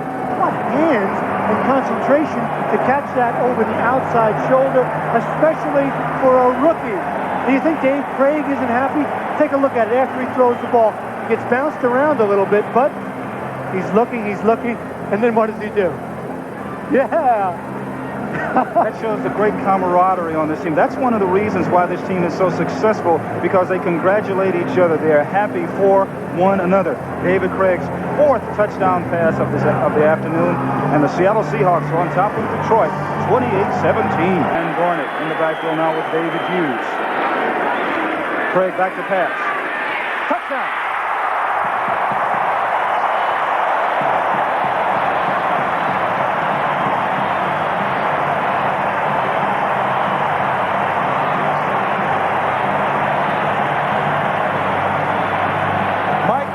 Backup tight end on the receiving end of that touchdown pass from David Craig. That is Craig's 5th touchdown pass of the afternoon. It is a new personal and team record. And take a look at it right here. He has the time. You have time down close to the goal line. You're going to find someone. It looked like he threw it right by a receiver. Tice was behind him for the touchdown. 4th-year man out of Maryland, free agent. Play action. He's open. He's there. Mike Tice scoring the first touchdown of the season for the Seattle Seahawks. Very disconcerting. 7-yard line, 2nd down, 7. Craig, good protection. Touchdown. The ball job.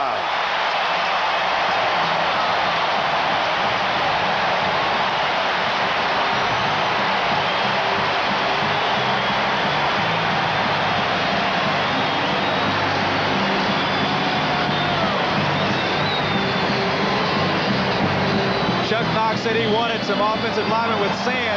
Well, I tell you, the lineman he already had must have found some. Look at the time that Craig has to throw the football. Paul Johns coming across to the open area, 6 points. There is no comparison today. First down, Seattle. Zachary Dixon, 7 carries, 22 yards. Craig going deep, one-on-one. It's there. Darrell Turner, his first NFL touchdown.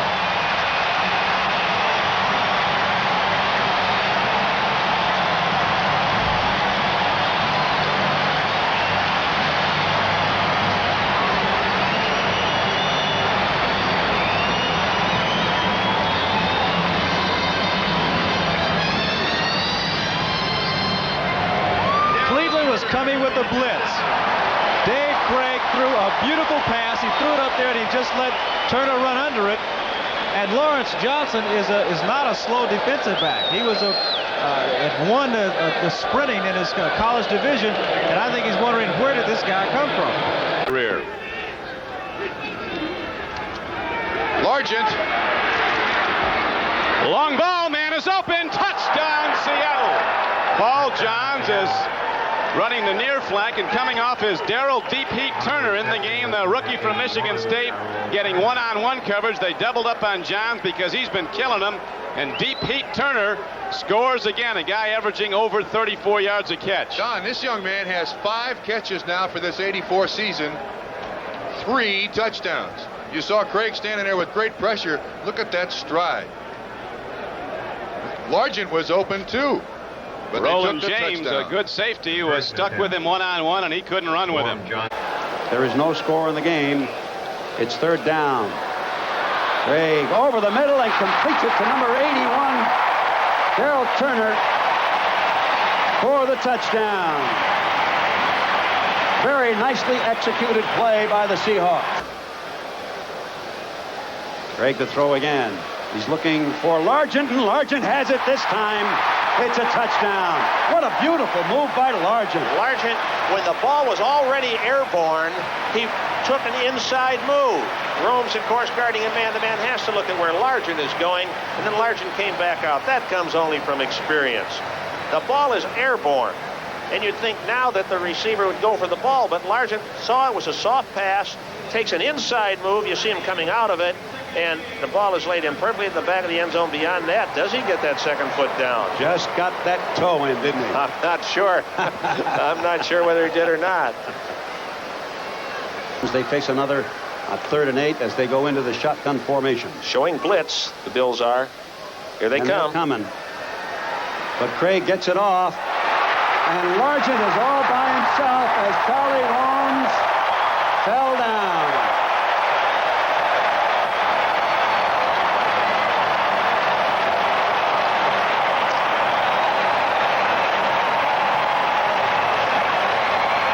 Well, there's the danger inherent in the blitz. There's nothing wrong with it. They've had great success doing it, and Rome's falling down. I don't know if we see the move on Largent. We see Rome's fall.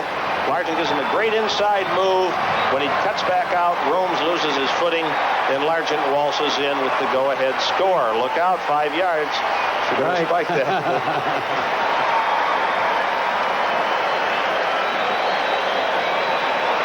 Rome's isn't even in the picture. Largent walks in his 51-yard reception, and that gives Seattle the lead once again. Dave Craig leading the Seahawks onto the field, the one rookie, Daryl Turner, a wide receiver from Michigan State. And up front, Ron Essing, Reggie McKenzie, Blair Bush, Robert Pratt, and Bob Kreider. And the crowd into it right from the start. The Seahawks, first down from the 20-yard line. And Craig going for the bomb. And he has Turner. Daryl Turner.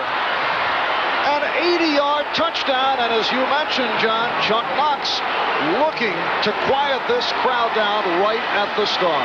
Well, I tell you, I didn't quite know it was going to be that spectacular. Daryl Turner made one of the finest catches I've seen all year.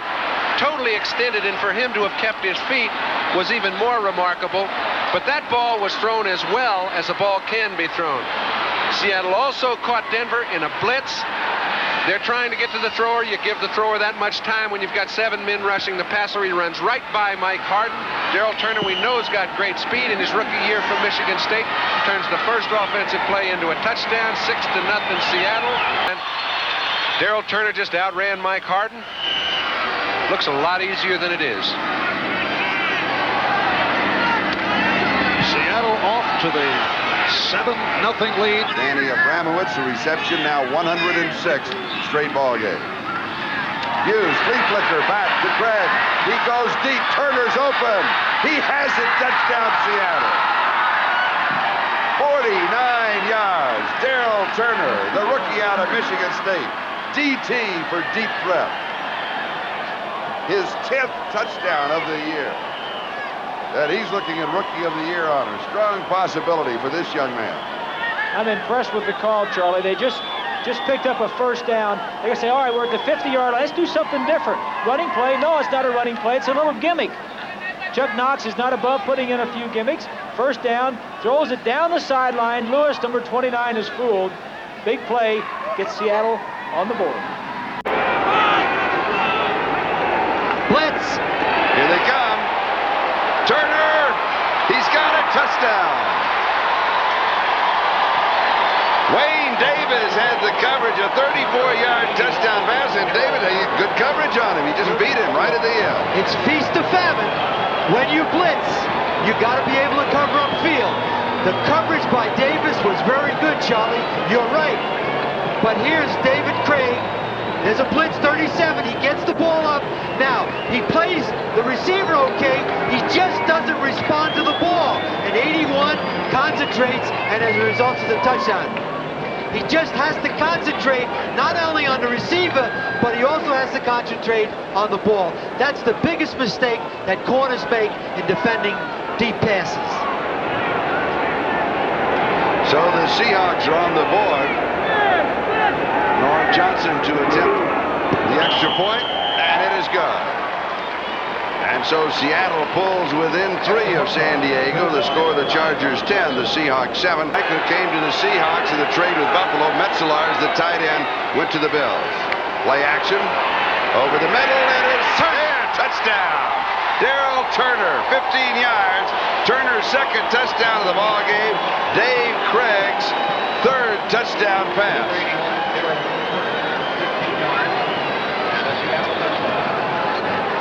And the Seahawks have pulled within 2 of San Diego, and an extra point conversion would pull within 1. Let's watch Craig drop back. Good protection. Steps up in the pocket. Turner breaks to the inside. Number 81, and it's too late. He's in the end zone, and some of the corners right now are over defending the end zone. They've got to come up inside and make the play on the ball. Chargers lead by 1, 29-28.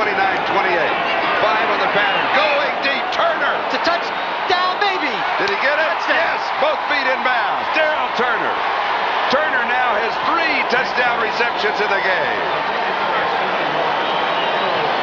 And Craig has thrown 4. 30 yards. He beat Wayne Davis. An 80-yard drive in 5 plays. Turner, what he has to do right now is catch up with the corner. Now break to the outside. Number 20, Wayne Davis, could not break to the outside. Does a nice job of staying in bounds. And there you have a rookie on an outstanding receiver in Darrell. And Darrell Turner has 3 touchdown receptions. Let's watch Craig with good protection. He throws the ball up. Now Darrell Turner, when he's even, he's leaving and makes an outstanding catch in the corner of the end zone. Once he got even with that cornerback, number 20, Wayne Davis, he left him and the ball was up, and it's a touchdown. And we have ourselves a whale of a game. Get the adding machine, Charlie. Seattle with 4 receivers over the middle. It's there, Turner. 4 touchdowns for Darrell Turner. And Dave Craig throws for 5. 7-yard touchdown pass from Craig to Turner.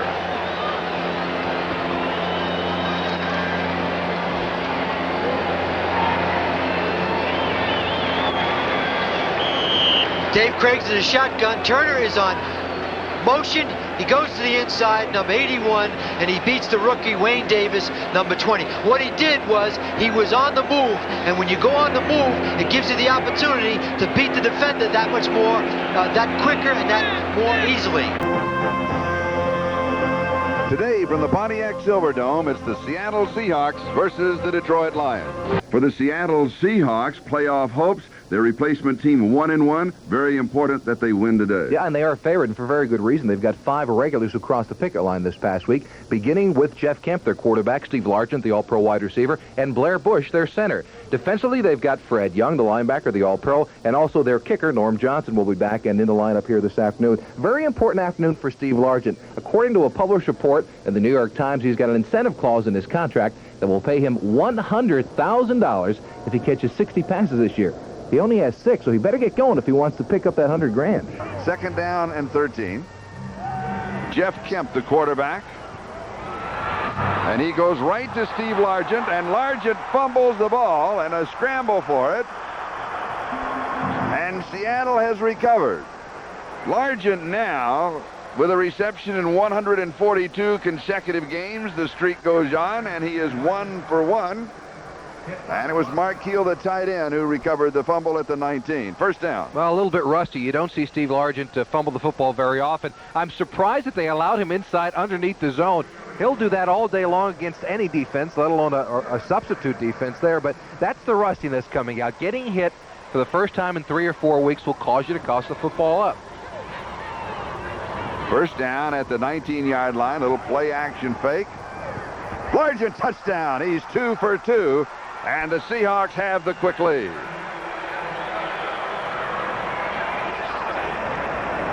Maurice Harvey is the man that they beat. A 31-yard drive in 3 plays. Well, apparently Kemp and Largent are just going to play pitch and catch all day long. They've got to double team him on the afternoon if he's going to do anything to stop him at all. Kemp didn't look anywhere except for Largent right away, and with the corner of the end zone behind you, a defensive back with experience will usually force a receiver to stay in front of him. That time, Harvey, though, allowed Largent to slip right past. At the Detroit 21-yard line, Largent wide to the near side, and he has single coverage, and Kemp will look at him. And he does, and he has it, and has the touchdown. 3 for 3. It's the same play. They've run that play twice. They've scored 2 touchdowns against it exactly the same way. The Lions had enough sense to make him into a very good defensive end. Shotgun, 4 wide receivers. Largent comes underneath, and he has it. Still another one. Breaks the tackle. He's to the 50. He's to the 40. If he can get past one man, cuts back. He goes to the 17-yard line. Steve Largent. Anthony Fields is the man who stops him. 4 wide receivers, 3rd and 7. Where's Largent? There he is. That's what Jeff Kemp is saying. They're one of the best, of course, has ever been in the NFL. He's wide to the far side. Now he comes in motion, and Kemp looks for him in the corner. If he has it, it's 3, and he's got it.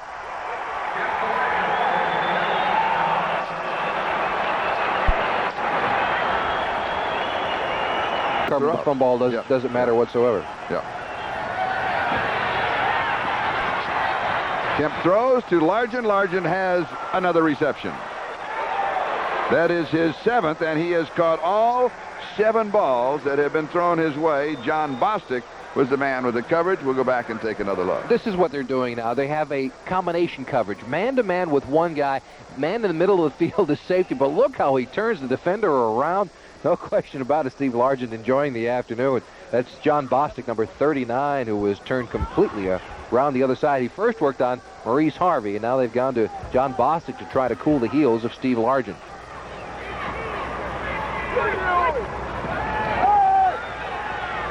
Gives pass far side.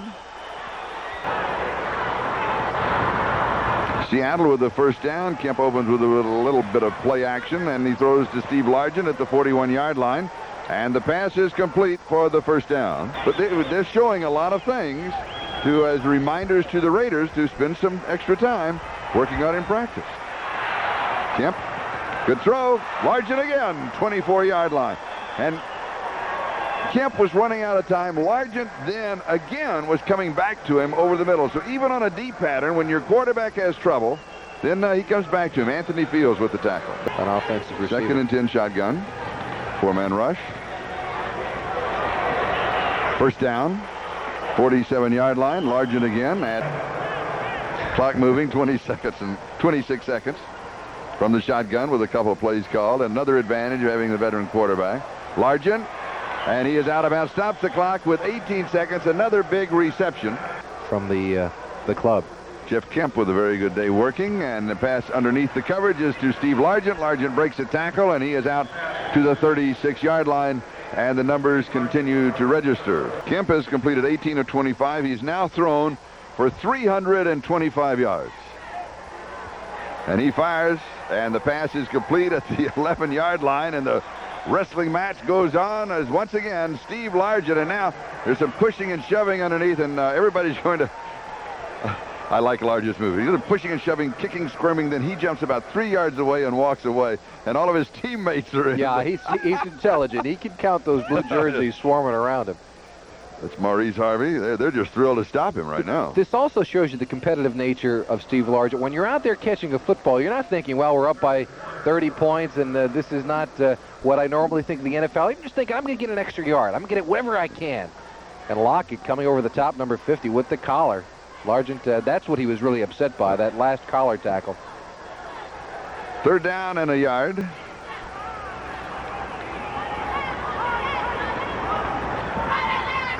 There's the pick. And Largent bumped out of bounds at the 1-yard line. It'll be 1st down and goal to go. There's Largent right behind Chick. 15 receptions, 261 yards, 3 touchdowns. That's a personal best and a Seahawk club record. But it's a little bit shy of NFL numbers. Not a lot. This game means so much to both teams. The divisional title race, playoff berths, pride and revenge. And what personalities, like the Boz and John Elway. They were introduced in the first meeting this year when Bosworth said he'd like a shot at Elway and made the most of his opportunity. But it was Elway who had the last laugh, passing for 338 yards and 4 touchdowns. Elway got a lot of help from the Denver defense that day and special teams. They forced 5 turnovers, 3 interceptions, and 2 fumbles. And it was a 40-17 rout of the Seahawks on opening day of the season in Denver. But Seattle will be at home for this one in the Kingdome. And one of Dave Craig's most dangerous weapons is Darrell Turner. He has only 12 catches all year, but 5 have gone for touchdowns. The biggest weapon is Curt Warner, number 2 in the AFC, 740 yards rushing. The offense needs to play well tonight, but it's up to the defense to slow down the league's most dangerous quarterback as the Broncos take on the Seahawks.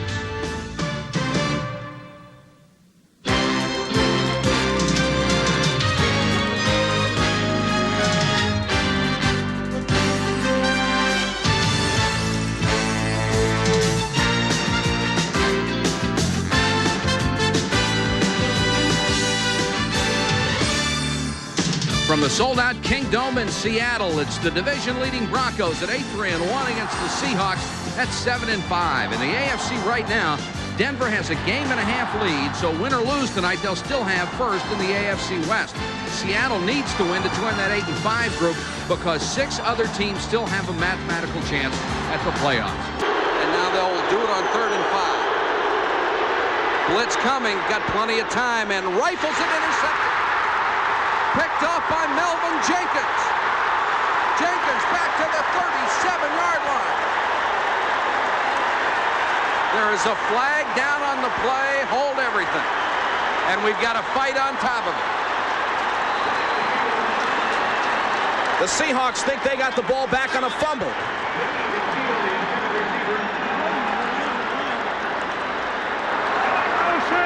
Number 76, offense, penalty decline, 1st down.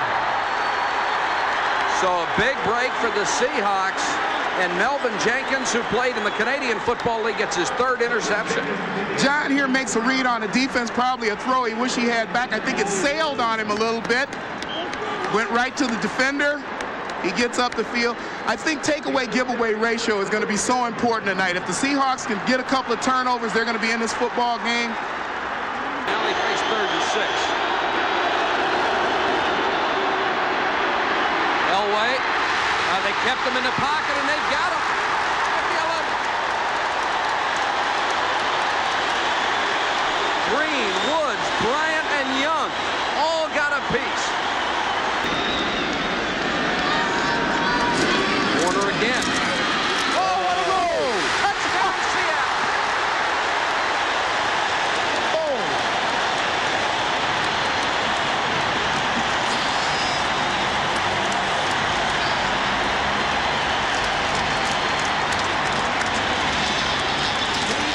Stopped dead in his tracks. Haynes stopped with him and he said goodbye. It's those 180 cuts that really make him something special. I don't even know if we have to comment on this. You just watch it and picture yourself being Mark Haynes trying to make that play. You ooh and ah a lot in film sessions on Monday when you watch him run. 1st and 10 Denver. Elway rifles it over the middle. It's picked off by Easley. 30. This guy can run. Easily hit from behind, taken down at the 35. Eugene Robinson picked off by Easley and a 22-yard interception return. I'll tell you something. You need a truck to deliver Ken Easley's intangibles for a football team. Well, Kenny Easley is one of the best safeties in this game, maybe one of the best safeties to ever play this game. Here he shows his good, quick reactions, and you're right, Mike, he can fly. So once he gets the football, you got to really be hustling to bring him down. The 32nd career interception for the veteran out of UCLA.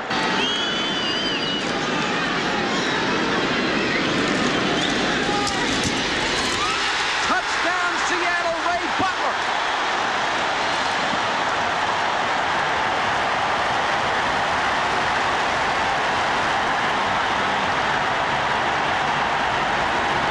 We'll have a chance to put the Broncos on the board.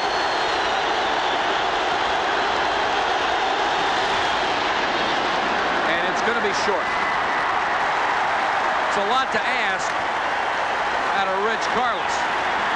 He comes up short on a 55-yarder end of the first half.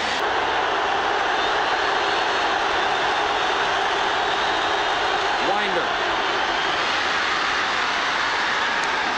Touchdown. Touchdown, Denver.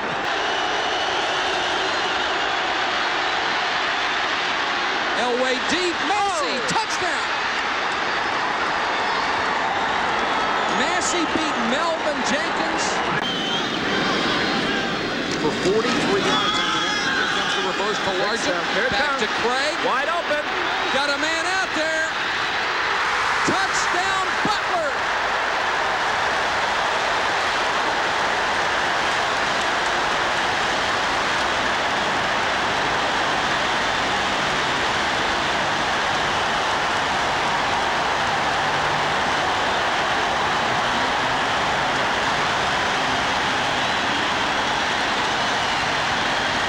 Great place to call that play, and what terrific execution of it.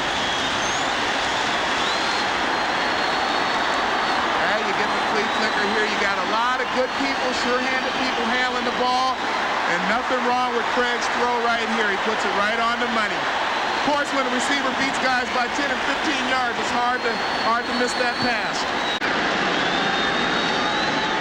The guy in the middle is 55, Rick Dennison. He'd be the guy who has to watch for that. Williams. Touchdown, Seattle.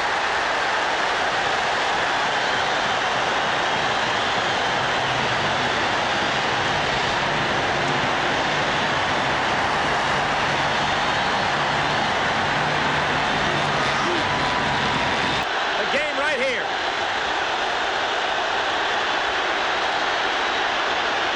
Off the hands of Clarence Kay. They'll turn it over on downs.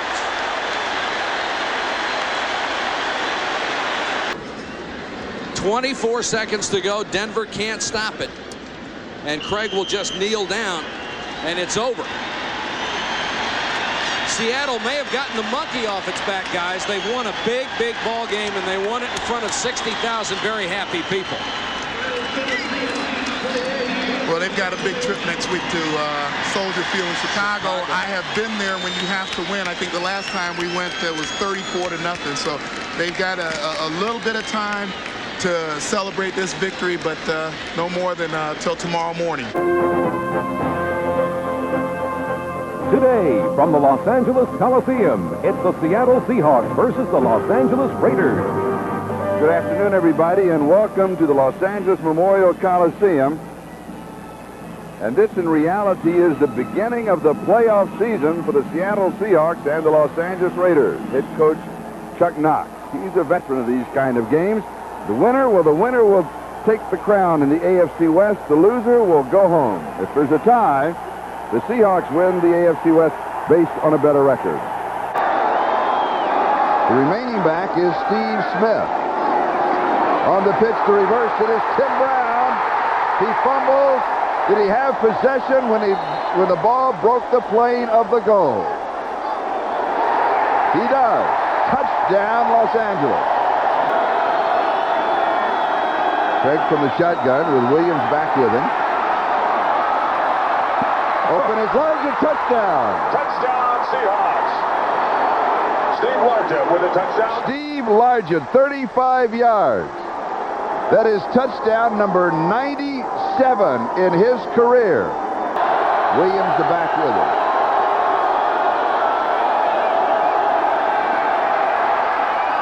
Drops it underneath the coverage. Touchdown. Seahawks. Brian Blaze, 17 yards. And the Seahawks move in front. Which are the only numbers that count, by the way. Schrader with a great arm goes deep, has a man. Touchdown. Willie Goff.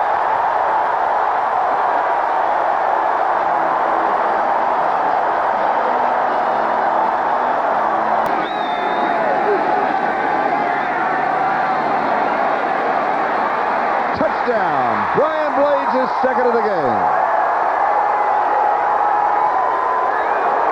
And we will give you some more in-depth information after this play. A throwback screen is complete to John L. Williams. Williams to the 40, Williams to the 50. Williams can bust it to the 20, the 10. He's got it, 75 yards.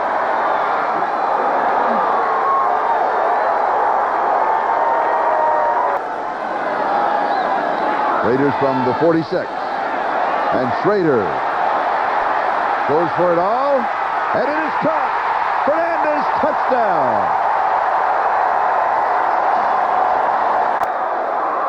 Fourth down.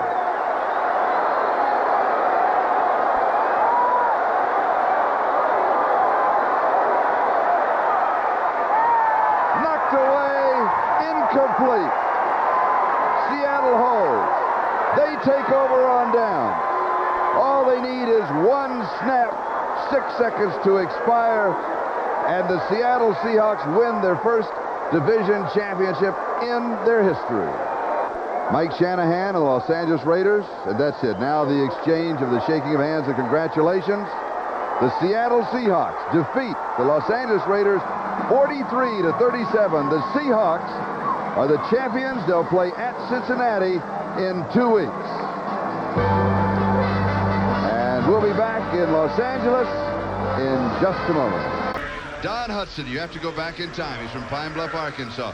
He was All-American Alabama. The Bear Bryant was the other end. Then he went on to the pros, Green Bay Packers. And here he is, a famous number 14. And that is, you're watching now one of his 99 touchdown receptions. Steve Largent has 98 received. Hudson had a trick, though. Goalposts in were H's, and they were right on the goal line, and he would go down with the receiver, the defender right behind him, and he'd hook the goalpost, spin around, the receiver go, the defender go right through the end zone, he'd turn around and catch the ball. The camera couldn't, too hot to handle. Too hot to handle. Machinery couldn't handle it. Largent, Look is at it there? Yes! Yes! We have tied the record. All right. Well, there had to be some positive note for the Seahawks on the day. I think we have found one. Craig to Largent. His 99th touchdown receiving, tying Don Hudson's all-time NFL record. And by the way, he has one rushing. And he did it in typical Largent fashion. Braxton right on top of him, his hand near that football. Largent still made the catch. About this record, he would much rather have seen his team win today. A consummate team player, he has never been one to really worry about those individual records. This man, watch how he feels about that record for his friend, his teammate. And he knows, yes, he knows it's it. All right. Well, finally, yes, a happy note on the day for the Hawks. And as we've said, been a long drought for them today.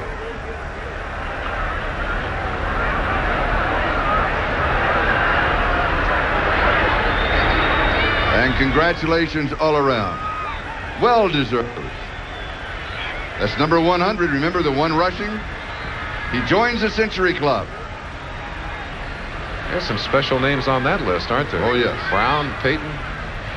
And now, ladies and gentlemen, the man of the hour, number 80, Steve Largent.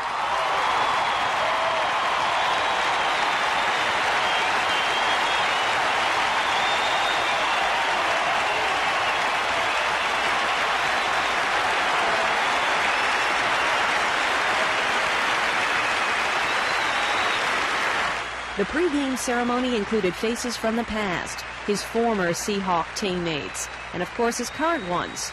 His family was there, his wife Terry, his 4 children, and Largent's mother Sue. The Seahawks showed their appreciation by giving Steve a couple of reminders of his Hall of Fame career, a sculpture and a painting by Leroy Neiman. And last, Steve, we would like to unveil in the first member inducted into the Ring of Honor, Mr. Steve Largent.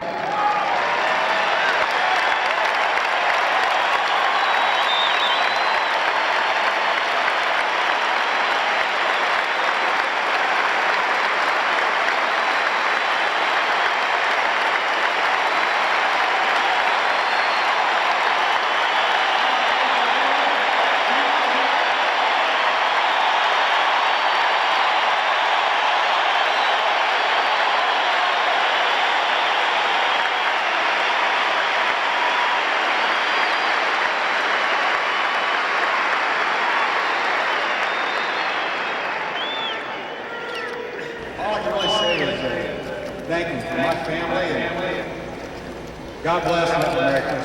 Thank you.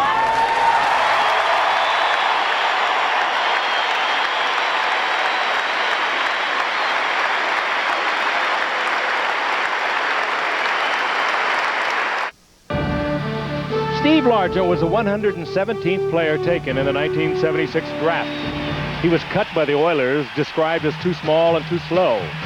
But he hooked up with the Seattle Seahawks in their first year for a 14-season, 200-game career. And on retirement, he held 6 major career receiving records, was twice an All-Pro and played in 7 Pro Bowls. Steve becomes the first Seattle Seahawk to be inducted into the Hall of Fame. The same hard work and dedication he displayed as an athlete has carried Steve to our nation's capital. As a freshman congressman from Oklahoma, Steve is a member of the Budget Committee, serving on the Health Care Task Force. Commuting home to Tulsa to spend time with his family is usually coupled with speeches, work on the many charities in which he is involved, and visits to area schools. Today, Steve Largent joins the Hall of Fame in his very first year of eligibility. My faith is not a system of belief, not a code of honor, but a relationship with Jesus Christ, who provided his love in a lonely death. I could explore God's grace to me forever and never reach its depth and never find its limits. His blessing is the ultimate explanation for whatever is praiseworthy in my career and in my life. In football, I found temporary achievements and lasting relationships. It tested and shaped my character.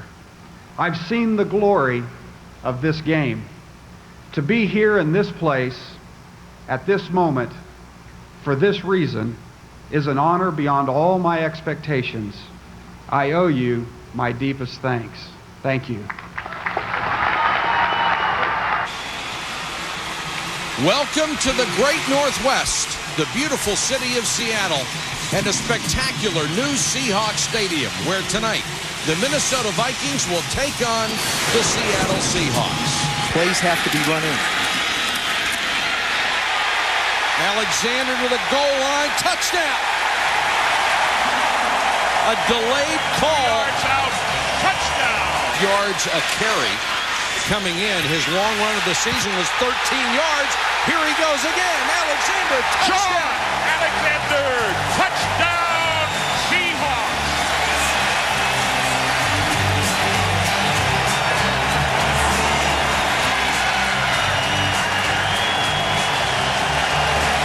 Pretty good start for Sean Alexander. 6 carries, 71 yards, 2 touchdowns. I think he loves Sunday night football. We've seen him run for over 200. Sky can take you where you haven't been before.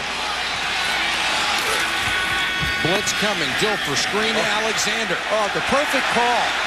Alexander breaks the tackle off to the races. Needs a block. Goodbye, Sean Alexander. Touchdown. 80 yards. Inside screen to Sean Alexander. 80 yards from Trent Dilfer. And a Seahawks touchdown. The perfect call against the blitz.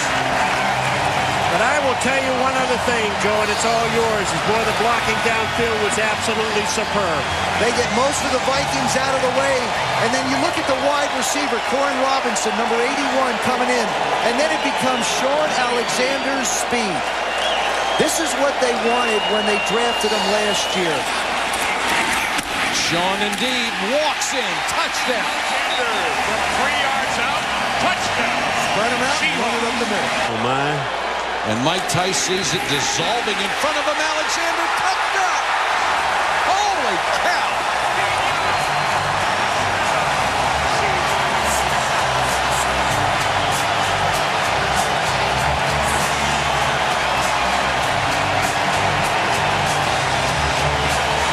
You know, it's not like they're discriminating on one side of the line or the other. They're going everywhere. They went up the middle the play before that with Sean Alexander. Now they just went to Walter Jones and Hutchinson's side on the left-hand side. There isn't any support. There's no support whatsoever. Lethal. Pump fake. Screen. And it's wide open. Alexander gets away from one, and he will score. Touchdown, Seahawks. Well, they scored on the same play last year, Ronnie. I think if you remember that game in week 1 as they matched up and taking advantage of those young guys with the screen. They catch, what happens is they catch the defense in a game over to that side. And they got the blitz coming with Courtney Watson on the outside, and they just hit it perfect. Perfect play call by Mike Holmgren. This is big for that New Orleans D, Ronnie. They got to have a stop. Alexander trying to get to the corner, and can he get it? He gets by Jones. Oh, my goodness. And he's got his second touchdown of the day. 6 yards for Sean Alexander. What did I say? That this guy's a touchdown machine? Yards off the ball, sitting in the zone window. Rodney Leslie checks in a defensive tackle for the Saints. The reversal of field by Alexander, and he'll just walk in for his 3rd touchdown of the day. 9 yards, and that is too easy. Alexander Evans in the backfield. Alexander, touchdown Seahawks. Backup defensive end just almost had that ball. Play action, the rollout, the throw wide open, Sean Alexander. Closer to 100% this week. Alexander looking for the corner. Can he get it? Yes, touchdown Seahawks. And he said, how do I do that more? And he said, try running back and get to touch the ball a lot more. Here's Alexander. His 7th touchdown this season. 2nd down and goal from the 9. And the handoff, Alexander will go in for the touchdown. So the Seahawks, who trailed at one point 20-3, have cut the margin to 5 and maybe 4. Still 2nd and goal. Hasselbeck to Alexander out of the backfield. One man to beat, he does it, and it's a Seahawk touchdown.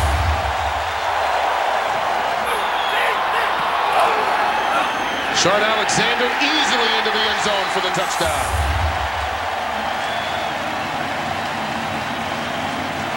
And they ruled it as it stands on the field. And they'll rule this one a touchdown as Sean Alexander takes it in from a yard out. Got 75 yards on the ground. 1st and goal for the Hawks. Alexander cuts it back into the end zone for the Seattle touchdown. That's just good blocking up front by the offensive line. 1st and goal inside the 5, and Sean Alexander with the Max Strong block.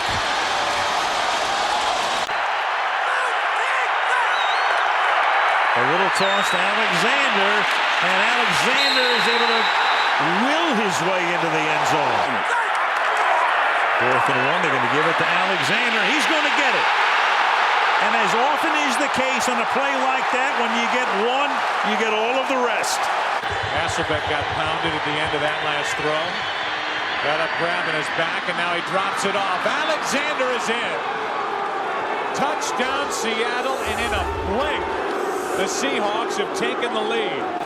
Then a pass or illegal contact. Alexander went in the end zone. The ball popped out. Did he cross the plane first? Touchdown, Seahawks. Alexander bounces out of the pile. Sean Alexander all the way to the end zone for the touchdown. As I said, I think Arizona's defense, they need something big now. This could be ugly. Sean Alexander with a big run all the way to the house. And the sprinkler is on.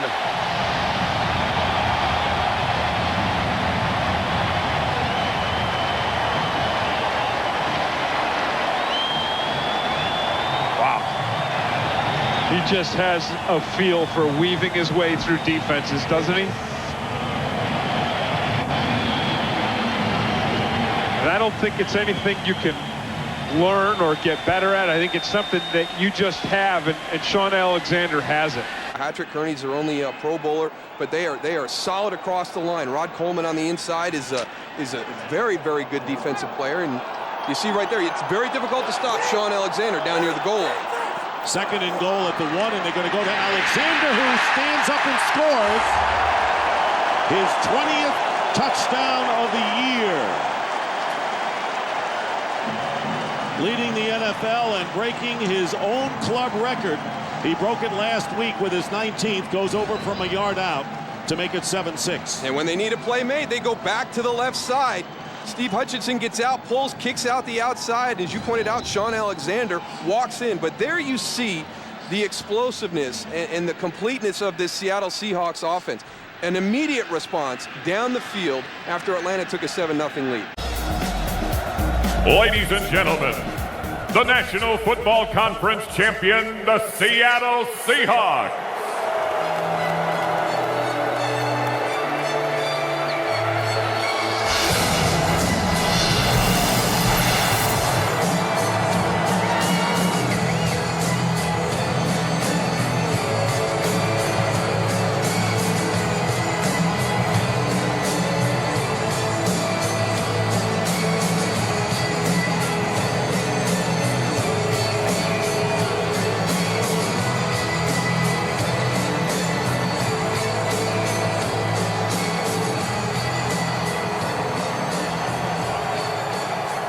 I made a mistake, a huge mistake. I told the official, I said, I hope this game isn't too big for you. I shouldn't have said that. I should not have said that. I knew the official. He used to work my high school games in San Jose. Good guy. Kind of almost a friend, you know, as friendly as you can be with officials. But nothing good happened after that. And then he feels the scramble, so he goes into a scramble drill, and he put that right hand up there. You know, when you think of push-offs, that's not the kind you think about, really. I think if you're Seattle, you're down by 4, but you feel pretty good because you took the swagger away from the Pittsburgh Steelers, and you did it in a building where their crowd, really the percentage of Pittsburgh Steelers fans, 90% here to 10% Seahawks. You come out in the second half, I think, feeling pretty confident about your ability to move the ball. Let's look at because Mike, look, you tried to get some space by pushing. Let's look at the play. Tell me what you guys think of the call on Darryl Jackson. Well, first of all, look at how much time he has to throw the football. And then they make the adjustment. And Michael, you've done that 1,000 times. Yeah, and I thought it was a ticky-tack foul. As a matter of fact, it didn't look like the ref was going to call it until the DB went to him. And this is part of playing football. I think both guys were reaching out. I thought it was a touchy call. That is a touchdown. That is an absolute touchdown mistake. Holding. Number 75 offense. 10-yard penalty. Repeat first down. That's the right tackle. It's Sean Locklear holding that time. Yeah, holding Clark Hagans. He was holding Clark Hagans. Hagans came back in, and you're going to see him rush from the outside here. Locklear makes a pretty good move with that right arm. Ooh, I didn't see holding. I mean, you have to be able to jam up in there. Personal foul. Block below the waist. Number 8 of the passing team. 15-yard penalty. First down. That's Hasselbeck. Interestingly, that's Tony Correnti there in the warm-up jacket with the zebra stripes underneath. He would be the backup referee. Now, here's the deal on this play. We think it's a bad call. If Hasselbeck is making a tackle, he can go low. If you go low on a blocker, and the call was that he went low on 26 Townsend, that was a cut. As they'll end it on a kneel-down. Polamalu will be the safety valve here. We knew it was going to be tough going against the Pittsburgh Steelers. I didn't know we were going to have to play the guys in the striped shirts as well. Here we go. The tradition of the Super Bowl, the 48th edition. the flash bulbs, the camera phones, and there's the kick. We're underway. End over end, line drive to Holiday, 6 yards deep. He brings it out between the hash. Now across the 10. He's hit and dropped shy of the 15, wrapped up and knocked down at the 14-yard line. A scrum of Seahawks get there. Michael Robinson is there. Heath Farwell, the captain of the special teams, is there. And at the bottom of the pile is Jeremy Lane. We've given you both the lineups. Just know, Peyton Manning comes out at quarterback, 37 years old, with Demaryius Thomas, Eric Decker, Wes Welker, and Julius Thomas, his receivers, and the Seahawks Legion of Doom. Richard Sherman, Cam Chancellor, Earl Thomas, and Byron Maxwell. Starting 1st and 10 at his own 14 on the right hash mark. Manning goes out of the shotgun a lot. Moreno on his left, a tight trips to the left side, single wide receiver near side, and the ball goes into the end zone. It's a flag down. Moreno dives for the ball. It should be a safety, but let's see where the flag comes in as the ball was snapped past Peyton Manning. Offense number 18 moving forward to the snap. Penalties decline. Safety. The Seahawks are on the board. On the first snap of the game, a motion penalty that's declined. The ball sailed right past Peyton Manning, and the Seahawks chase the ball into the end zone, get 2 points, and now we get the ball back on the free kick. Wow, what a huge break for the Seahawks and a bad blow for the Broncos. Right, Manning takes the snap out of the shotgun, stands, looks, has time, dumps it underneath, and getting hit, and I mean hit hard as he caught the ball, Demaryius Thomas, by Cam Chancellor near the 40-yard line, and we have seen Cam blow up receivers like that all season. And that's what makes those receivers think later on in the ball game when they take those type of hits that, that number 31 might be lurking around here. I might not want to catch this one. The turn, the hand to Lynch, looks for running room, puts his head down, he keeps running, he's in! Touchdown, Seahawks! Marshawn Lynch powers through the line of scrimmage. 3 receivers near side for Manning out of the shotgun. Ball at the 35. Moreno in the backfield. Now he scampers. The ball is hit as it comes out and it's picked off by the Seahawks. Far sideline, Malcolm Smith. 50, 45, he's going to go. 30, nobody's going to touch him. Cuts back 20, 10. The Legion of Boom, the Seahawks defense. They do it again. Holy catfish. Tonight's second half kickoff brought to you by Bing. See why people prefer Bing for the web's top searches. BingItOn.com. Short kick. Percy Harvin with the catch. He's on the run. He breaks free. He's across the 40. The speed. There he goes. Midfield. Look out. He's going to go. Takes the second half kickoff all the way back. Baby! 88 yards for a touchdown. We knew Percy was going to do it tonight. Touchdown, Seahawks. No flags. Are you kidding me? Percy Harvin. The Seahawks fans, the 12s are going nuts, and the Seahawks stretch their lead to 28-0. I don't believe it. If anybody doesn't think or wants to know the reason why they paid this kid the money that they paid him, this is why. These are the type of plays that he makes all the time. He's so explosive. He can take it at any time when he touches it and to take it the distance, and that's what he did right there on this kickoff return.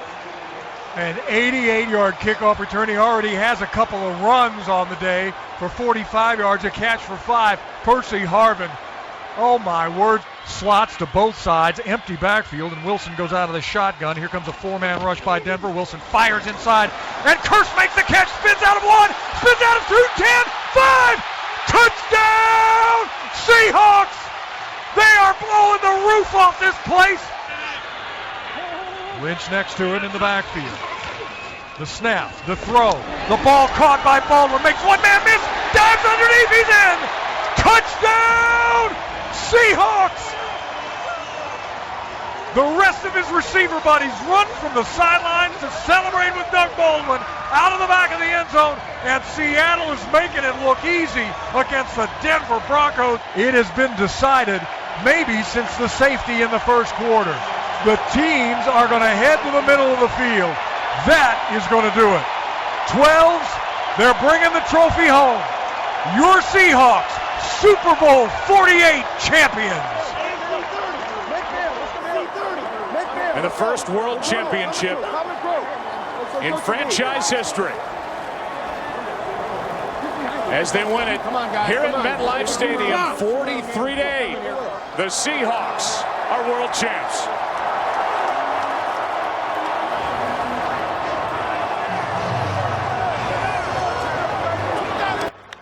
To Coach Carroll and his team, what an incredible performance. Dominated all the way.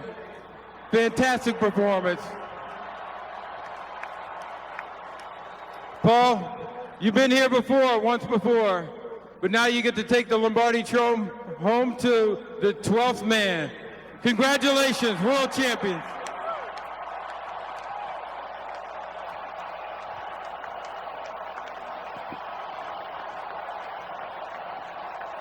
Now, got a few words for us, Mr. Allen?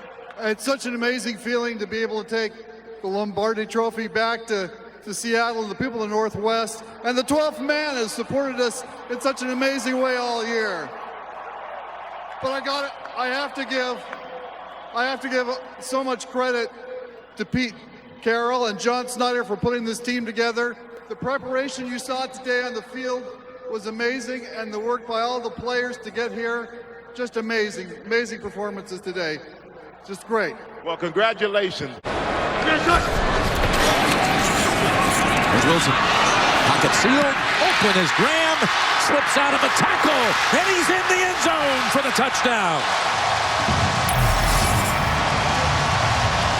Like we just saw there. Wilson, 6 completions to 6 different receivers. He's looking long. He's launching it. Down for Lockett in the end zone, and it's caught for the touchdown.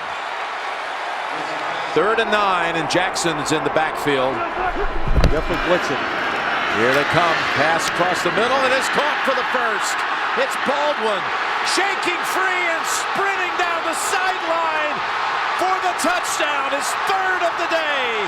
Doug Baldwin. And it's another great Vikings coach who Pete coached here. Wrestling back to throw. Hit as he throws. There's Doug Baldwin! And he is gonna go! 53 yards. End zone. Pass is caught. What a throw and catch. Jermaine Kearse. Has been Russell Wilson. That's certainly been a real key to this season. They're down and 10. Wilson's protected, and now here's Kaufman coming out, makes the catch, and is going to be a yard and a half short of a first down. He was in helping to protect Russell Wilson, then he's able to sneak out and pick up 8. And Russell Wilson now is the first Seattle quarterback to throw for 4,000 yards in a season. And I guess we'll kind of see, we'll see what happens here on the field goal. Kickoff to Seahawks Vikings in the wild card playoff is getting closer, though the temperatures are hardly getting any warmer. The latest readings have the mercury at -5 degrees. That's actually up 1 degree from when we came on the air. The wind chill makes it feel like -21. And as both teams grapple with the elements today, perhaps in that area, advantage Minnesota. No, this is not the Pro Bowl. We are in Minneapolis. It's TCF Bank Stadium on the campus of the University of Minnesota. The temperature is -6. It only feels like it's -25. And Russell Wilson, a spectacular season, leads his Seahawks into the Twin Cities to take on Adrian Peterson, this year's rushing champion, and his Vikings in this NFC wild card playoff game. Al Michaels, Chris Collinsworth, Michelle Tafoya, welcome to Ice Station Zebra. Nice hold there by Laco to reach up for it. Puts it down. Walsh puts it through. Doug Baldwin is slotted on the right side. Tyler Lockett is wide to the near side. Here comes the rush. Russell has time. Down the middle. Reaching up. Doug Baldwin, one hand across the 35. How in the world did he catch that ball? On the left hash mark, all the way out to the 37-yard line, a 17-yard gain, and Doug Baldwin skies to pull it down with one hand. What a catch by Doug Baldwin right there, and if he doesn't make that catch, that ball's thrown late up the middle like that. Could have been intercepted, but what a huge play. He's made 6 over 50 this year. The 43-yard attempt into the Frigidaire is perfect. Of the quarter. A 47-yard field goal attempt right down the middle. at the Minnesota 39.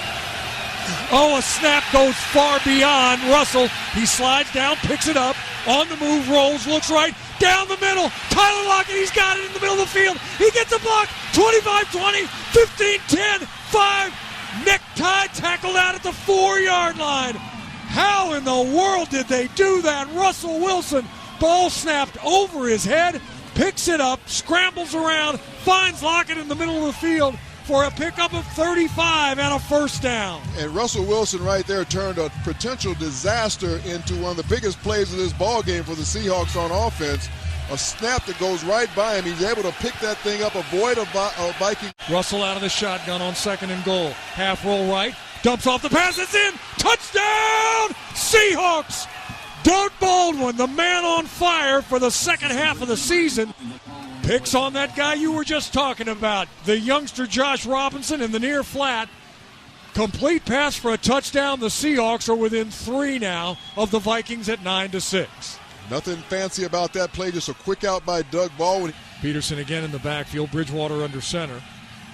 Wide receiver to the near side, play fake. Bridgewater's looking right, dumps it off to Peterson in the right flat, who gets a first down as KJ Wright rips the ball out. It's still on the ground. I think the Seahawks may have got it. Richard Sherman says Seattle. It is Seattle's ball at the 40-yard line of Minnesota. The Seahawks defenders are going nuts on the near side as the ball was forced out of the hands of Adrian Peterson on the far side. We'll wait to see who fell on it, but the officials wasted no time saying that it's Seahawks football. Yeah, there were about 3 Seahawks around the football. I don't know which one of them got it, but they did signal Seahawks ball, and I think we do have Ataba Rubin all the way on the far side of the field. Great job by the Seahawks. Cam Chancellor ripping it out. Ataba Rubin falling on it. And the Seahawks, the big breaks that they make for themselves, and they get the ball 1st and 10 in Viking territory. And they don't have to go that far to get in field goal range to get ahead in this football game, but they still have to move the football. So this is a great turnover, great field position. Let's take advantage of it right here. Ataba Rubin makes his first playoff start in a long career with Cleveland all those years. Never got a sniff. Snap is good. Spot is down. Kick is away. And the kick is through. And the Seahawks at the 8:04 mark of the 4th quarter take their first lead of the game. 10 from the Seattle 42, trailing by 1. Teddy shotgun, takes a low snap, fires right, caught Kyle Rudolph, 35-30, 25-20, and Kyle's out of bounds at the 17-yard line. That's what we call a cold-blooded connection on a very cold day for 24 yards. Kevin McDermott snaps. He's in his first year with the Minnesota Vikings. Jeff Locke holds. Blair Walsh from 27 yards left hash. Snap good, spot down. Walsh's kick is up, and it is no good. He missed it. Are you kidding me? The season can't end like that. He missed it left. And the Seattle Seahawks are off to Charlotte. Blair Walsh missed a 27-yard field goal, and the Minnesota Vikings are going to lose 10-9. Now, sometimes you just rather be lucky than good. And for the Seattle Seahawks, they were lucky today. I mean, the defense played so well. The offense comes back. 2 big plays. You get us in field goal, but you can't get the ball any closer to take the shot, and you miss it.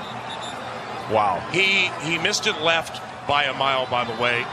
Oh, baby, it's Christmas in Minnesota, and the Seahawks have dodged a bullet from 26 yards out. Blair Walsh, I beg your pardon, misses the field goal attempt, and Seattle now with 22 seconds left, and the Vikings have no timeouts left. 1 kneel down, and the Seahawks will move on to Carolina.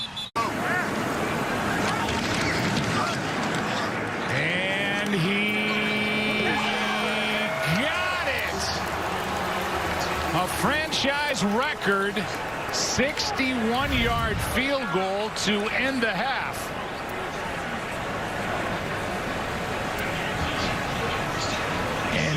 needed every bit of it. Just over the crossbar. Anything out wide, they get a puller and an easy first down. Wilson keeps, surveys, deep ball. There it is, wide open, touchdown, Lockett.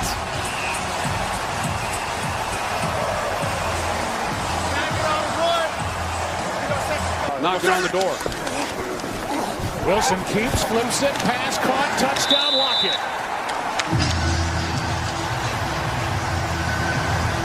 Yeah, good luck trying to cover this for Trayvon Diggs. He steps inside one step, and then it's a foot race, and you're just not going to catch Tyler Lockett. That's down here awfully tough. Play action, you're looking into the backfield, and that route, and no chance. But the penalties... Wilson. Wide open for the touchdown is Lockett. Or, you know, whatever it is they're playing, but they're man on the backside. Team trying to finish off this early drive. And Wilson will loft it for an easy touchdown to Tyler Lockett. And that's the way this one starts. For some question. Wilson retreating, and he's going to throw deep downfield, and it is Lockett for the touchdown. Lockett now has 2 spectacular deep ball catches. You're trying to cover DK Metcalf, and just this ball drops in right over the top. Steph Curry, like three-pointer, the high arcing ball, and as a defender, what do you do? What can you do to that? There's when he has. Get it to the one, that's a first down. Hyde is the back. Wilson sliding left, throwing, and that will be caught for a touchdown. Oh boy, by Lockett. Did he indeed stay in? He beats Kirkpatrick. Official was right on it too. When's that possession? Yep. No question. Yeah. After discussion on the field, the ruling is incomplete pass. Wow, they changed the ruling on the field, which of course means that it can be challenged by Pete Carroll. I'm sure we're going to see a flag. We have to. Challenge flag. Here's the challenge. After review, the ruling on the field has been changed to a touchdown. The receiver got both feet in bounds and held onto the ball throughout the process of the catch. Seattle will not be charged a timeout due to the successful replay. Game clock operator, please set the game clock to 6:44, please. Thank you. It's an odd sequence because originally it's ruled a touchdown. They overturned that, said incomplete. Bunch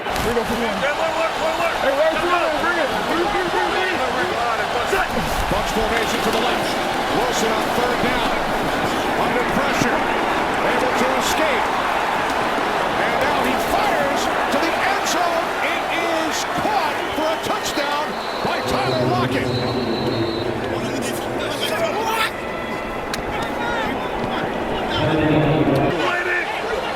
Fourth and goal. Wilson looking on fourth down. Lobs one up to the end zone, and the catch is made for a touchdown by Tyler Lockett on his 100th reception of the season. In his new home, Tyler Lockett saves the victory, possible victory for the Seattle Seahawks.